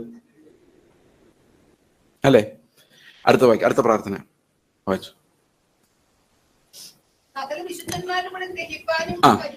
പരിജ്ഞാനത്തെ കവിയുന്ന ക്രിസ്തുവിൻ സ്നേഹത്തെ അറിയുവാനും പ്രാപ്തരാവുകയും. ഈ പരിജ്ഞാനത്തെ കവിയുന്ന സ്നേഹം എന്ന് ഞാൻ എക്സാമ്പിൾ പറഞ്ഞു. ഞങ്ങളുടെ ചർച്ചിൽ ഒരു സഹോദരി എന്നെ ഫോൺ ചെയ്തിട്ട് പറഞ്ഞു, എൻ്റെ ഭർത്താവ് എന്നെ ക്രൂരമായി മർദ്ദിക്കുന്നു, ചവിട്ടുന്നു, തുപ്പുന്നു, മക്കളെ എല്ലാം അങ്ങനെ. പുള്ളി ഭയങ്കര കിരാതമായ പണിഷ്മെന്റ്സ് ആണ്. അപ്പൊ ഞാൻ പേടിച്ചുപോയി. എൻ്റെ ഉള്ളം കൊണ്ട് ഞാൻ പറഞ്ഞു, നിങ്ങൾ ഡൈവോഴ്സ് ഒന്നും ചെയ്യരുത്, സെപ്പറേറ്റ് ആയിട്ട് താമസിച്ചിട്ട് ഏതെങ്കിലും കൗൺസിലർമാരെയോ എൽഡർമാരെയോ വിളിച്ച്, അവർ ഞങ്ങളുടെ ദേശത്തല്ല, വെളിയില്ല, ഏതെങ്കിലും എൽഡർമാരെയോ ആരെങ്കിലും വിളിച്ച് അവരെ കൊണ്ടൊന്ന് കൗൺസിൽ ചെയ്യിപ്പിക്കുക. നിങ്ങൾ പോയി അവിടെ പോയി, അപ്പൊ അങ്ങനെ അഡ്വൈസ് ചെയ്യാൻ പറ്റുള്ളൂ. ശരി സാർ, ശരി എന്ന് പറഞ്ഞു. 2 ദിവസം കഴിഞ്ഞപ്പം ഞാൻ ഫോൺ ചെയ്തു, എങ്ങനെയുണ്ട് ചോദിച്ചു. പറഞ്ഞു, ഫാസ്റ്റർ ഞാൻ ദൈവത്തോട് പ്രാർത്ഥിച്ചപ്പം. ഞാൻ പറഞ്ഞു ഓക്കെ, ഞാൻ അവരെ വഴിതിരിച്ചു വിടാന്. അപ്പോ ദൈവം തരുന്നത് നമ്മുടെ വിശുദ്ധീകരണത്തിന് വേണ്ടിയാണ്. നമുക്ക് ക്ഷമയില്ലാത്ത ഒരാൾക്ക് ദൈവം കൊടുക്കുന്നത് അവനെ ക്ഷമ പഠിപ്പിക്കാൻ പറ്റിയ ഒരാളായിരിക്കും. കാരണം എന്താ? ദൈവത്തിന് നിങ്ങൾ റോഡിൽ കൂടെ നല്ല സാരി ഉടുത്ത് കൈ പിടിച്ച് ബിരിയാണി കഴിച്ച് നടക്കുന്നതല്ല വിവാഹം. വിവാഹം എന്ന് പറയുന്നത് നിങ്ങൾ രണ്ടുപേരും ക്രിസ്തുവിനെ പോലായി മാറുന്നതാണ്, ക്രിസ്തുവിന്റെ സ്വഭാവങ്ങളുള്ളവരായി മാറുന്നതാണ്. അതാണ് ഈ പ്രാർത്ഥന. അടുത്ത വാക്യം കൂടെ, ദൈവത്തിന്റെ എല്ലാ നിറവിനാലും. അപ്പൊ ശരിക്കും നമ്മുടെ വിശുദ്ധീകരണം, അതായത് ഞാൻ നിങ്ങളോട് പറഞ്ഞു, റോമാലേഖനം മുതൽ എഫെസ്യ ലേഖനം 3:15 വരെ നീതീകരണത്തെ കുറിച്ച് പറഞ്ഞിട്ട് പെട്ടെന്ന് നമ്മുടെ സ്വഭാവത്തിൽ ദൈവം എങ്ങനെയാണ് മാറ്റം വരുത്തുന്നത്, നമ്മൾ എങ്ങനെയാണ് വിശുദ്ധരായി മാറുന്നത് എന്നുള്ള ടീച്ചിങ് തുടങ്ങുന്നത് ഈ 3:16 മുതലുള്ള വാക്യങ്ങളിലാണ്. ഓക്കെ, അവിടെ പറയുകയാണ് ദൈവത്തിന്റെ എല്ലാ നിറവിനാലും നമ്മൾ നിറഞ്ഞു വരണം. അപ്പൊ ദൈവത്തിന്റെ 2 തരത്തിലുള്ള നിറവുകളുണ്ട്. നമുക്കറിയാം, ഒന്ന് ദൈവം നമ്മളിലേക്ക് പകരാത്ത നിറവുകളാണ്. അതായത് ദൈവം സർവശക്തനാണ്, സർവ്വവ്യാപിയാണ്, നിത്യനാണ്. ഇത് നമ്മളിലേക്ക് പകരുന്നില്ല. എന്നാൽ ദൈവത്തിന്റെ മോറൽ ഗുണങ്ങൾ, സ്നേഹം, കരുണ, ക്ഷമ, ഇതെല്ലാം നമ്മളിലേക്ക് പകരുന്നുണ്ട്. അതിനാലെല്ലാം നമ്മൾ എന്ത് ചെയ്യണം? നിറഞ്ഞു വരണം. എന്തിനാണെന്നറിയോ? നല്ല ഭാര്യയും ഭർത്താവും ആവാൻ വേണ്ടി. ഇനി നമുക്ക് 5:22 വരാം. 5:22 വായിക്കുന്നതിന് മുമ്പ് 21 നമുക്കൊന്ന് വായിക്കാം. 21 വായിച്ചേ. ക്രിസ്തുവിന്റെ ഭയത്തിൽ അന്യോന്യം കീഴ്പ്പെട്ടിരിപ്പിൻ. അപ്പൊ ഭാര്യ ഭർത്താവിനാണോ, ഭർത്താവ് ഭാര്യയ്ക്കാണോ? ഭാര്യമാർക്കെല്ലാം ഒരിത്തിരി ആശ്വാസമായില്ലേ? ക്രിസ്തുവിന്റെ ഭയത്തിൽ അന്യോന്യം. ഈ അന്യോന്യത്തിനകത്ത് ആരൊക്കെ ഉണ്ടെന്നറിയോ? ഈ ലോകത്തുള്ള സകല മനുഷ്യരുണ്ട്. എന്ന് പറഞ്ഞു കഴിഞ്ഞാൽ, ഏതെങ്കിലും ഒരു കൊച്ചു വന്നിട്ട് നിങ്ങളോട് പറയാണ് കർത്താവ് ഇങ്ങനെ ചെയ്യില്ലായിരുന്നു കേട്ടോ എന്ന് പറഞ്ഞാൽ, ആ കൊച്ചിനെ പേടിക്കരുത്, കർത്താവിനെ പേടിക്കണം. കർത്താവിനെ പേടിച്ചിട്ടാണോ മോനെ, ഉടൻ നമ്മൾ സബ്മിറ്റഡ് ആയേ പറ്റൂ. കാരണം കർത്താവിനെയാണ് നമ്മൾ ഭയപ്പെടുന്നതെങ്കിൽ ആര് പറഞ്ഞാലും താണു കൊടുത്താൽ നമുക്ക് ഒരു പ്രയാസമില്ല. ശരിയാണ്. എൻ്റെ മക്കൾ എന്നോടൊന്ന് പറയാണ്, പപ്പ ഇത് ചെയ്ത് ശരിയായില്ല കേട്ടോ, ഇങ്ങനെയല്ല ചെയ്യേണ്ടത്. ആണോ? നീ ആരാ എന്നോട് പറയാൻ എന്ന് ചോദിക്കരുത്. നീ എന്നെ പഠിപ്പിക്കാറായോ? നിങ്ങൾ ചോദിച്ചിട്ടുണ്ടായിരുന്നെങ്കിലും അതിനകത്ത് നിങ്ങൾ കർത്താവിനെ ഭയപ്പെടുന്നില്ല. അപ്പോൾ കർത്താവിന്റെ ഭയം നമുക്കുണ്ടെങ്കിൽ നമ്മൾ എന്ത് ചെയ്യണം? സകലരോടും കർത്താവിന്റെ ഭയത്തിൽ അന്യോന്യം. ആ മനുഷ്യന്റെ സ്റ്റാറ്റസ് നോക്കരുത്. ആരെങ്കിലും ഒരാൾ നമ്മളെ തിരുത്താൻ തയ്യാറാവുകയാണെങ്കിൽ അവൻ്റെ മുമ്പിൽ നീ എൻ്റെ ഗുരുവാണെന്ന് സങ്കല്പിക്കുക. അതാണ് ഈ സബ്മിഷൻ എന്ന് പറയുന്നത്. I submit to you, you teach me. അത് ആരോടും പറയും. എന്നിട്ടാ പറയുന്നത്, ഭാര്യമാരെ കർത്താവിനെന്ന പോലെ സ്വന്തം ഭർത്താവിന് കീഴടങ്ങുവിൻ. ഇത് ആരാ വായിക്കുന്ന? ഭർത്താക്കന്മാർ. അവർ നോക്കിയിരിക്കുവോ? എന്തിനാണെന്നറിയോ? കീഴടക്കാൻ. പക്ഷെ ഭർത്താക്കന്മാരെ നിങ്ങൾ നിങ്ങളുടെ ഭാര്യമാരെ കീഴടക്കുവിൻ എന്നൊരു വാക്യമില്ല. ഉണ്ടോ? മര്യാദയ്ക്ക് പറഞ്ഞാൽ അനുസരിപ്പിക്കുവിൻ എന്നുണ്ടോ? അനുസരിച്ചില്ലെങ്കിൽ പറഞ്ഞു വിട്ടേക്കുവിൻ ഉണ്ടോ? ഒന്നുമില്ല. ഭർത്താക്കന്മാർ അതിനെക്കുറിച്ച് ഒന്നും പറയുന്നില്ല. ഭാര്യമാരോട് മാത്രം പറയുന്നത്. എന്താ? അപ്പം ഭാര്യമാർക്ക് സൗകര്യം ഉണ്ടെങ്കിൽ അവർ കീഴടങ്ങിക്കോളും. ഭർത്താക്കന്മാർ അതിനെക്കുറിച്ചൊന്നും മിണ്ടാൻ പോകണ്ട. ഇനി ഭാര്യമാര് എന്ത് വിചാരിച്ചോണം? ഇതെന്റെ ക്രിസ്തുവിലുള്ള കടമയാണ് എന്ന് അവരവർ വിചാരിക്കണം. ശരിയല്ലേ? ഓക്കെ, ഈ കീഴ്പ്പെടുത്താൻ വരുന്ന ഭർത്താവിനെ കുറിച്ചുള്ള കമാൻഡ്മെന്റ് ആണ് എന്നെ പേടിപ്പിച്ചിട്ടുള്ളത്. കാരണം ഞാനൊരു ഭർത്താവായതുകൊണ്ട് ഈ കീഴടക്കുന്ന ലീഡർ ഉണ്ടല്ലോ. ആരാ ലീഡർ? വീടിന്റെ ലീഡർ ആരാ? പുരുഷൻ, ഭർത്താവ്. ഈ ഭർത്താവിന്റെ ലീഡർഷിപ്പ് ഏത് രീതിയിലുള്ള ലീഡർഷിപ്പ് ആണെന്നുള്ളതാണ്. നാളെ രാവിലെ ഇവിടെ ഇഡ്ഡലി ഉണ്ടാക്കിയാൽ മതി, അല്ലെ, ഞാൻ പറയുന്ന ഡ്രസ്സ് ഇട്ടാൽ മതി, ഞാൻ പറയുന്നതെല്ലാം നീ അനുസരിച്ചോണം. ഈ കീഴടങ്ങൽ കൊണ്ട് ഒരു കാര്യമില്ല. ഏത് ഡ്രസ്സ് ഇട്ടാലും അതിനെ ദൈവത്തിന് പ്രത്യേകിച്ച് യാതൊരു ഇൻട്രസ്റ്റും ഇല്ല. പിന്നെ എന്താ ഈ കീഴടങ്ങുക എന്ന് പറഞ്ഞ? കർത്താവിനെന്ന പോലെയാണ്. അതായത് ഞാൻ നേരത്തെ പറഞ്ഞ പോലെ ഒരു പുരുഷൻ ഒരു സ്പിരിച്വൽ ഇൻസൈറ്റ് ഉണ്ട്. ഇന്നിപ്പോ പുരുഷന്മാർ ലീഡ് ചെയ്യാൻ പറ്റുന്ന ഒരു അവസ്ഥയിലല്ല ഇന്ന് കുടുംബത്തിലുള്ളത്. ഒരു പുരുഷന്റെ ഒരു സ്പിരിച്വൽ ഇൻസൈറ്റ് ഉണ്ട്. ക്രിസ്തുവിൽ നിന്ന് പ്രാപിക്കുന്ന ഒരു സ്വഭാവം ബേസ്ഡ് ആയിട്ടുള്ള, ലൈഫ് ബേസ്ഡ് ആയിട്ടുള്ള. ഇതിനകത്ത് പുരുഷൻ സ്ത്രീ എന്നുള്ള വ്യത്യാസമൊന്നും ബേസിക്കലി ഇന്നില്ല എങ്കിൽ പോലും generally there is that difference. ഒരു പുരുഷന്റെ നിയന്ത്രണത്തിലേക്ക് ഒരു സ്ത്രീ സബ്മിറ്റ് ചെയ്യുന്ന എന്തിനു വേണ്ടിയാണ്? ഈ ക്രിസ്തുവിന് കീഴടങ്ങുന്ന പോലെയാണ്. അതായത് കർത്താവിലേക്ക് നയിക്കപ്പെടാൻ വേണ്ടിയാണ്. തന്നെയുമല്ല, പുരുഷൻ എന്താ ചിന്തിക്കേണ്ടതെന്നറിയോ? ഞാനൊരു ലീഡറാണ്, just like Christ was for the church. ആ ലീഡർ എന്താ ചെയ്തത്? കാല് കഴുകി, അല്ലേ? ആണോ? ഈ സഭ സബ്മിറ്റ് ചെയ്ത കർത്താവ് എന്ന ലീഡർ എങ്ങനെ പെരുമാറിയത്? മര്യാദയ്ക്ക് കീഴടങ്ങിക്കോണെന്ന് പറയുമായിരുന്നോ? ശിഷ്യന്മാരും കർത്താവും കൂടെ പോയപ്പോ ആരാണ് ഈ പേഴ്സ് വെച്ചോണ്ട് നടന്നറിയോ? പേഴ്സ് ആരുടെ കയ്യിലായിരുന്നു? അതറിയാം എല്ലാവർക്കും. ഈ അവരൊന്നിച്ചു പോകുമ്പോ ആഹാരം വിളമ്പി കൊടുത്തോണ്ടിരുന്ന ആരാ? യേശു ക്രിസ്തുവാ. അതെവിടാ പറഞ്ഞേക്കുന്നത്? കർത്താവ് പറഞ്ഞിട്ടുണ്ട്, മേശയിൽ ഇരിക്കുന്നവനാണോ, മേശമേൽ ശുശ്രൂഷിക്കുന്നവനാണോ ആരാകുന്നു വലിയവൻ? ഇരിക്കുന്നവനല്ലയോ? ഞാനോ നിങ്ങളുടെ ഇടയിൽ ഒരു ശുശ്രൂഷകനെ പോലെ അല്ലായിരുന്നോ? അപ്പൊ ഇവരെല്ലാം ഇരുത്തിയിട്ട് കർത്താവാണ് വിളമ്പി കൊടുത്തോണ്ടിരുന്നത്. അപ്പം കർത്താവിന് സഭ എങ്ങനെ കീഴടങ്ങിയിരുന്നോ അതുപോലെ ഭർത്താക്കന്മാർക്ക് കീഴടങ്ങിയിരിക്കുന്ന ഭർത്താക്കന്മാർ എങ്ങനെയാണ് ഈ കീഴടക്കേണ്ടത്? ഭർത്താക്കന്മാരുടെ ചോദിച്ചേ ഏ കാല് കഴുകി, ആഹാരം ഉണ്ടാക്കി കൊടുത്ത് നന്ന ഓക്കെ. അപ്പൊ ശരിക്കും പറഞ്ഞാൽ ഈ ഭാരം മുഴുവൻ വരുന്ന ഭർത്താക്കന്മാരുടെ മേലാണ്. ഞാനിത് ആലോചിക്കുമായിരുന്നു, ക്രിസ്തുവിന്റെ ലീഡർഷിപ്പ് പാറ്റേൺസ് എടുത്തു കഴിഞ്ഞാൽ സഭയിലായാലും ഭവനത്തിലായാലും ഈ നേതാവാകാൻ പോകുന്നവൻ പോക്ക. അവന്റെ കാര്യമാണ് കട്ടപ്പോകാന്ന് പറയലേ, ഒന്നും ബാക്കി ഉണ്ടാവില്ല. ഞങ്ങൾ ആന്ധ്രാപ്രദേശിലായിരിക്കുമ്പോൾ അവിടെ ഞങ്ങളുടെ കൂട്ടായ്മയിൽ ആൾക്കാർ ചോദിക്കും, ഇവിടുത്തെ പാസ്റ്റർ ഏതാ? ഞാൻ പറഞ്ഞു, അങ്ങനെ ഒരു പരിപാടി ഇല്ല, ഞങ്ങൾക്ക് ഈ എൽഡർമാരെല്ലാവരും സഹോദരൻ. ഓക്കെ, അല്ല അങ്ങനെയാണെങ്കിൽ ഇവിടെ നിങ്ങളുടെ ലീഡർ ആരാ? ഞാൻ പറഞ്ഞു, അത് കണ്ടുപിടിച്ചുകൊണ്ടിരിക്കുക. എങ്ങനെ?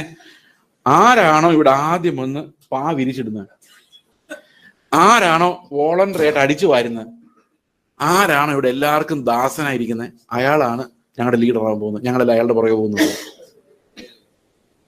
ഇത് നമ്മൾ സഭയിലും മറന്നു പോകുന്നു, വീട്ടിലും മറന്നു പോകുന്നു. Christian leadership is different. അത് മാത്രമല്ല, ഈ സെർവന്റിനാണ് ഈ ഭാര്യ സബ്മിറ്റഡ് ആകുന്നത്. അപ്പൊ രണ്ടും 1ാം ക്ലാസ് സെർവൻസ് ആണ്. സന്തോഷമായോ? തീർച്ചയായിട്ടും. ഇപ്പോഴൊരാശ്വാസമായത്. രണ്ടും 1ാം ക്ലാസ് സെർവൻസ്. അതായത് ഇത് ഇവിടെ യജമാനനില്ല, പിന്നെ ആരേ ഉള്ളൂ? ഞാൻ ശുശ്രൂഷിക്കപ്പെടാൻ വേണ്ടിയല്ല, അനേകരെ ശുശ്രൂഷിച്ച് പ്രാണനെ വെച്ചു കൊടുക്കാൻ വേണ്ടി വന്നതാണ്. എന്നിട്ട് അതിന്റെ പുറകെ പറയുന്നത് എന്നാന്നറിയോ?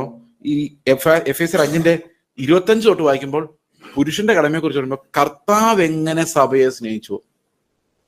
എന്നോട് പണ്ടൊരാൾ പറഞ്ഞാണ്, യേശു കർത്താവിന് അതൊക്കെ പറയാം. യേശു കർത്താവ് കല്യാണം കഴിച്ചിട്ടില്ലായിരുന്നു, പിള്ളേരില്ലായിരുന്നു. നീ ആണെങ്കിൽ കല്യാണം കഴിച്ചു, പിള്ളേരും ഉണ്ട്, എന്നിട്ട് നീ ഈ സ്വത്തും വേണ്ടാന്ന് പറഞ്ഞ് നടന്നു കഴിഞ്ഞാൽ എങ്ങനെ ശരിയാവും? ഞാൻ പറഞ്ഞു, കർത്താവ് കല്യാണം കഴിച്ചിട്ടില്ലെന്ന് ആര് പറഞ്ഞു? ലോകത്തിലെ ഏറ്റവും മോശം ഭാര്യയെ കിട്ടിയ ഭർത്താവാണ് കർത്താവ്. അത് നമ്മളാണ്. രാത്രി മുഴുവൻ ഇരുന്ന് പ്രാർത്ഥിച്ചിട്ട് കർത്താവിന് കിട്ടിയത് യൂത, എല്ലാം ചേർന്ന ഒരു 12 പേര്. വിസിബിളി അവരായിരുന്നു മണവാട്ടിമാര്. യഥാർത്ഥ യൂത ആയിരുന്നില്ല എങ്കിൽ പോലും കർത്താവിന് കൊടുത്ത ശിഷ്യന്മാരെ ഒരിക്കലും മാനേജ് ചെയ്യാൻ പറ്റാത്ത 12 പേരെ കിട്ടിയത്. അത് മാത്രമാണോ? ഇപ്പോഴത്തെ അവസ്ഥ നോക്കി. ഒരു നിമിഷം കർത്താവ് അങ്ങോട്ട് മാറിയാൽ നമ്മൾ ഈ ലോകത്തിലെ ജാരന്മാരെ നോക്കും. സ്വത്ത്, സമ്പത്ത്, പണം, ഇതിന്റെ മേലെ കണ്ണും നട്ടിരിക്കുന്ന, കൊതിച്ച് നോക്കിയിരിക്കുന്ന, ഒരിക്കലും മണവാളന്റെ മുഖത്ത് പോലും നോക്കാത്ത, ഒരു നേരെ സ്വഭാവം ഇല്ലാത്ത കുറെ എണ്ണത്തിനെ കർത്താവ് വിളിച്ചിട്ട് മണവാട്ടിയാക്കി. അപ്പൊ നിങ്ങൾ പറയാം, എൻ്റെ ഭാര്യ കുറച്ചും കൂടെ നല്ലതായിരുന്നെങ്കിൽ ഞാൻ അവളെ സ്നേഹിക്കുമായിരുന്നു. നല്ലതാണെങ്കിൽ സ്നേഹിക്കുമായിരുന്നുള്ള ക്രിസ്തീയ ലവ് അല്ല.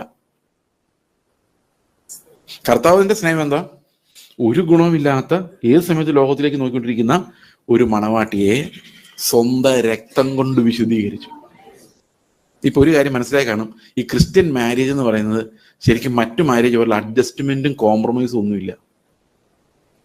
കോംപ്രമൈസ് ഇല്ലാത്ത എന്തുണ്ടെന്നറിയാം? ഒരു ശുശ്രൂഷകൻ എന്നുള്ള രീതിയിൽ ഞാൻ പറഞ്ഞാൽ, ഇപ്പൊ എൻ്റെ ഭാര്യയ്ക്ക് 1-2 പേരെ ഇഷ്ടപ്പെടുന്നില്ല എന്ന് വിചാരിച്ചോ, എനിക്ക് നിങ്ങൾ അവരോട് മിണ്ടുന്നൊന്നും ഇഷ്ടമില്ല, ഞാൻ എന്ത് ചെയ്യണം? ഓക്കെ, ഞാനും മിണ്ടുന്നില്ല, അങ്ങനെ പറഞ്ഞാൽ മതിയോ? കോംപ്രമൈസ് ചെയ്യാൻ പറ്റില്ല. കാരണം എന്താ? First God. നമ്മൾ രണ്ടുപേരും ഭാര്യയുടെ രാജ്യം സ്ഥാപിക്കാനോ ഭർത്താവിന്റെ രാജ്യം സ്ഥാപിക്കാനോ അല്ല, 2 പേരുടെ രാജ്യം ഒടിഞ്ഞു പൊട്ടി ക്രിസ്തുവിന്റെ രാജ്യം അവിടെ വാഴാൻ വേണ്ടിയാണ് ക്രിസ്ത്യൻ മാരേജ് എന്ന് പറയുന്നത്. അതുകൊണ്ടാണ് ക്രിസ്തു തലയായിരിക്കുന്നത്. ഞാനാണോ നീയാണോ ജയിക്കുന്നുള്ളതല്ല, നമ്മളിൽ ആരാണോ വേഗം തോക്കുന്നത് അവരാ ശരിക്കും ജയിക്കുന്നത്. മനസ്സിലായി ഞാൻ പറഞ്ഞേ? ഞങ്ങളുടെ ചർച്ചിൽ ഒരു കല്യാണം കഴിഞ്ഞപ്പം കല്യാണം നടത്തിയ ആള് ചെന്ന് കല്യാണം കഴിഞ്ഞ പിള്ളേരോട് ചോദിക്കുകയാണ്, നിങ്ങൾ എന്തിനാ കല്യാണം കഴിപ്പിച്ചതെന്ന് അറിയാമോ എന്ന് പറഞ്ഞു. അവരാലോചിച്ചോണ്ടിരുന്ന വേറെ എന്തൊക്കെയോ, ഒന്നിച്ച് ജീവിക്കാം, സന്തോഷിക്കാം. എന്നിട്ട് ഈ ബ്രദർ പറഞ്ഞു, 2 പേരും തോക്കാൻ പഠിക്കാൻ വേണ്ടിയാണ്. ഇതുവരെ നിങ്ങൾ ജയിക്കാൻ വേണ്ടി യുദ്ധം ചെയ്തുകൊണ്ടിരുന്നു, ഇനി അങ്ങോട്ട് തോറ്റു കൊടുക്കുന്നവനാണ് ജയിക്കുന്നത്. ക്രിസ്തു തോറ്റവനെ പോലെ കാൽവരി ക്രൂശിൽ കിടന്നുകൊണ്ടാണ് നമ്മളെല്ലാവരും ജയിച്ചവരെ പോലെ നടക്കുന്നത്. ഈ സ്നേഹം നമ്മൾ അനുഭവിക്കാൻ തുടങ്ങിയാൽ മാത്രമേ ഒരു ക്രിസ്ത്യൻ വിവാഹ ബന്ധം ഉണ്ടാവുകയുള്ളൂ. ഇപ്പോൾ ക്രിസ്ത്യ വിവാഹ ബന്ധത്തിന്റെ ഏറ്റവും പ്രധാനപ്പെട്ട അടിസ്ഥാനം നമ്മൾ മാനസാന്തരപ്പെട്ടവരും ക്രിസ്തുവിന്റെ ജീവൻ ഉള്ളിൽ ഉള്ള വീണ്ടെടുക്കപ്പെട്ട, വീണ്ടും ജനനം പ്രാപിച്ച, ക്രിസ്തുവിന്റെ ആത്മാവിനാലുള്ള പുതിയ സൃഷ്ടിയായി മാറിയ, പഴയതിനെ ഉരിഞ്ഞു കളഞ്ഞ പുതിയ സൃഷ്ടിയായി മാറിയവർക്ക് മാത്രമുള്ളതാണ് ക്രിസ്തീയ വിവാഹം. അതല്ലാത്തവർക്ക് ഇത് പറ്റത്തില്ല. അതല്ലാത്തവർ ഈ പ്രസംഗം കേൾക്കുമ്പോഴും ഞാൻ നിന്ന് ചെയ്യാൻ പോകുന്നില്ലെന്ന് ഇപ്പൊ തന്നെ പറഞ്ഞാണ്. നടക്കുന്ന കാര്യമല്ല. It's not possible. കാരണം കർത്താവിൻ്റെ ഒരു കൽപ്പന അങ്ങനെ നടക്കുന്ന കാര്യമല്ല. ഒരു ധനവാനായ മനുഷ്യൻ യേശുവിന്റെ പിന്നാലെ വന്നപ്പോൾ എന്താ പറഞ്ഞേ? കർത്താവ് എന്താ പറഞ്ഞേ? നീ നിനക്കുള്ളതെല്ലാം വിറ്റ് ദരിദ്രർക്ക് കൊടുത്തിട്ട് എന്നെ അനുഗമിക്കും. അപ്പോൾ കർത്താവ് പറഞ്ഞു, അവൻ പോയി കഴിഞ്ഞ് പറഞ്ഞു, ധനവാൻ സ്വർഗ്ഗരാജ്യത്തിൽ കിടക്കുന്നതിനേക്കാൾ എളുപ്പം ഒട്ടകം സൂചിക്കുഴലിൽ കിടക്കുന്ന. നിങ്ങൾ സൂചിക്കുഴ കണ്ടിട്ടുണ്ടല്ലോ എല്ലാവരും? ഒട്ടകത്തെ കണ്ടിട്ടുണ്ടോ? ഒട്ടകത്തെ വേണ്ട, പശുവിനെ കണ്ടിട്ടുണ്ടല്ലോ.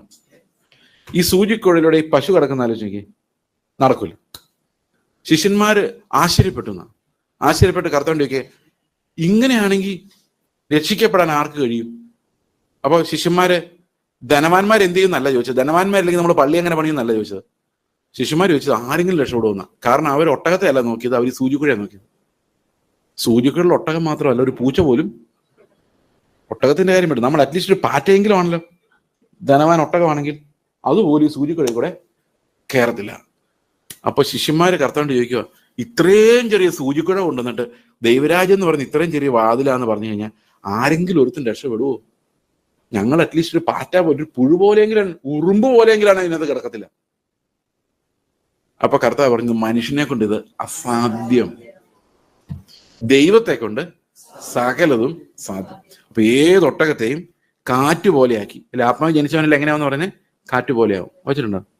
ആത്മാവ് ജനിച്ചവർക്കെല്ലാം കാറ്റിന്റെ സ്വഭാവം. കാറ്റിന്റെ സ്വഭാവം കർത്താവ് പറയുന്നതനുസരിച്ച് എങ്ങോട്ട് വേണമെങ്കിലും പൊക്കോളും. വിട്ടുകൊടുക്കുന്ന പറഞ്ഞാൽ വിട്ടുകൊടുക്കും. വാന്ന് പറഞ്ഞാൽ വരും. സിറിയക്ക് പോകാന്ന് പറഞ്ഞാൽ പൊക്കോളും. നോർത്ത് ഇന്ത്യക്ക് പൊക്കോളാൻ പറഞ്ഞാൽ പൊക്കോളും. ജയിലിൽ കിടക്കാൻ പറഞ്ഞാൽ കിടക്കും. മരിക്കാൻ പറഞ്ഞാൽ മരിക്കും. കാറ്റ എവിടെ വേണമെങ്കിലും പോകും. കല്ലാണെങ്കിൽ കർത്താവിന് പറഞ്ഞുകൊണ്ടിരിക്കും, എനിക്കൊരു വീട് വേണം, എനിക്കൊരു പറമ്പ് വേണം, എനിക്കിവിടെ സെറ്റിൽ ആവണം. കല്ല് മാത്രമേ സെറ്റിൽ ആവുള്ളൂ, കാറ്റ് ഒരിടത്ത് സെറ്റിൽ ആവില്ല. സൂര്യക്കുഴക്കൂടെ കയറണമെങ്കിൽ എന്താവും? അപ്പൊ ദൈവം നമ്മളുടെ പ്രകൃതത്തെ മാറ്റി, നേച്ചറിനെ മാറ്റി, ക്രിസ്തുവിന് അനുരൂപമായ ഒരു ഹൃദയം അതിലൂടെ കയറ്റിവിടാൻ ദൈവത്തിന് മാത്രമേ പറ്റുള്ളൂ. ഒരു കുടുംബജീവിതം മുമ്പോട്ട് പോകണമെങ്കിൽ, ക്രിസ്തീയ കുടുംബജീവിതമാണ് നിങ്ങളുടെ ആഗ്രഹമെങ്കിൽ നിങ്ങളെ കൊണ്ടത് പറ്റത്തില്ല. അത് കർത്താവിനെ കൊണ്ട് പറ്റും. അതുകൊണ്ടാണ് വിവാഹത്തിന്റെ ഹെഡായിട്ട് പുത്രൻ ഇരിക്കുന്നത്. മുപ്പിരി ചരടെന്ന് പറയുന്നത് ദൈവവും കൂടെ കൂടി ചേർന്ന ഒരു ബന്ധത്തിലൂടെ മാത്രമേ ഈ ക്രിസ്ത്യൻ വിവാഹം നടക്കുകയുള്ളൂ. അതിന് മറ്റൊരു പ്രിൻസിപ്പിൾസും ആപ്ലിക്കബിൾ അല്ല. ഓക്കെ, അപ്പോൾ തൽക്കാലം നമുക്ക് നിർത്താം. ദൈവം എന്ന് വെച്ചാൽ വീണ്ടും കാണാം. ഒരു നിമിഷം പ്രാർത്ഥിക്കാം.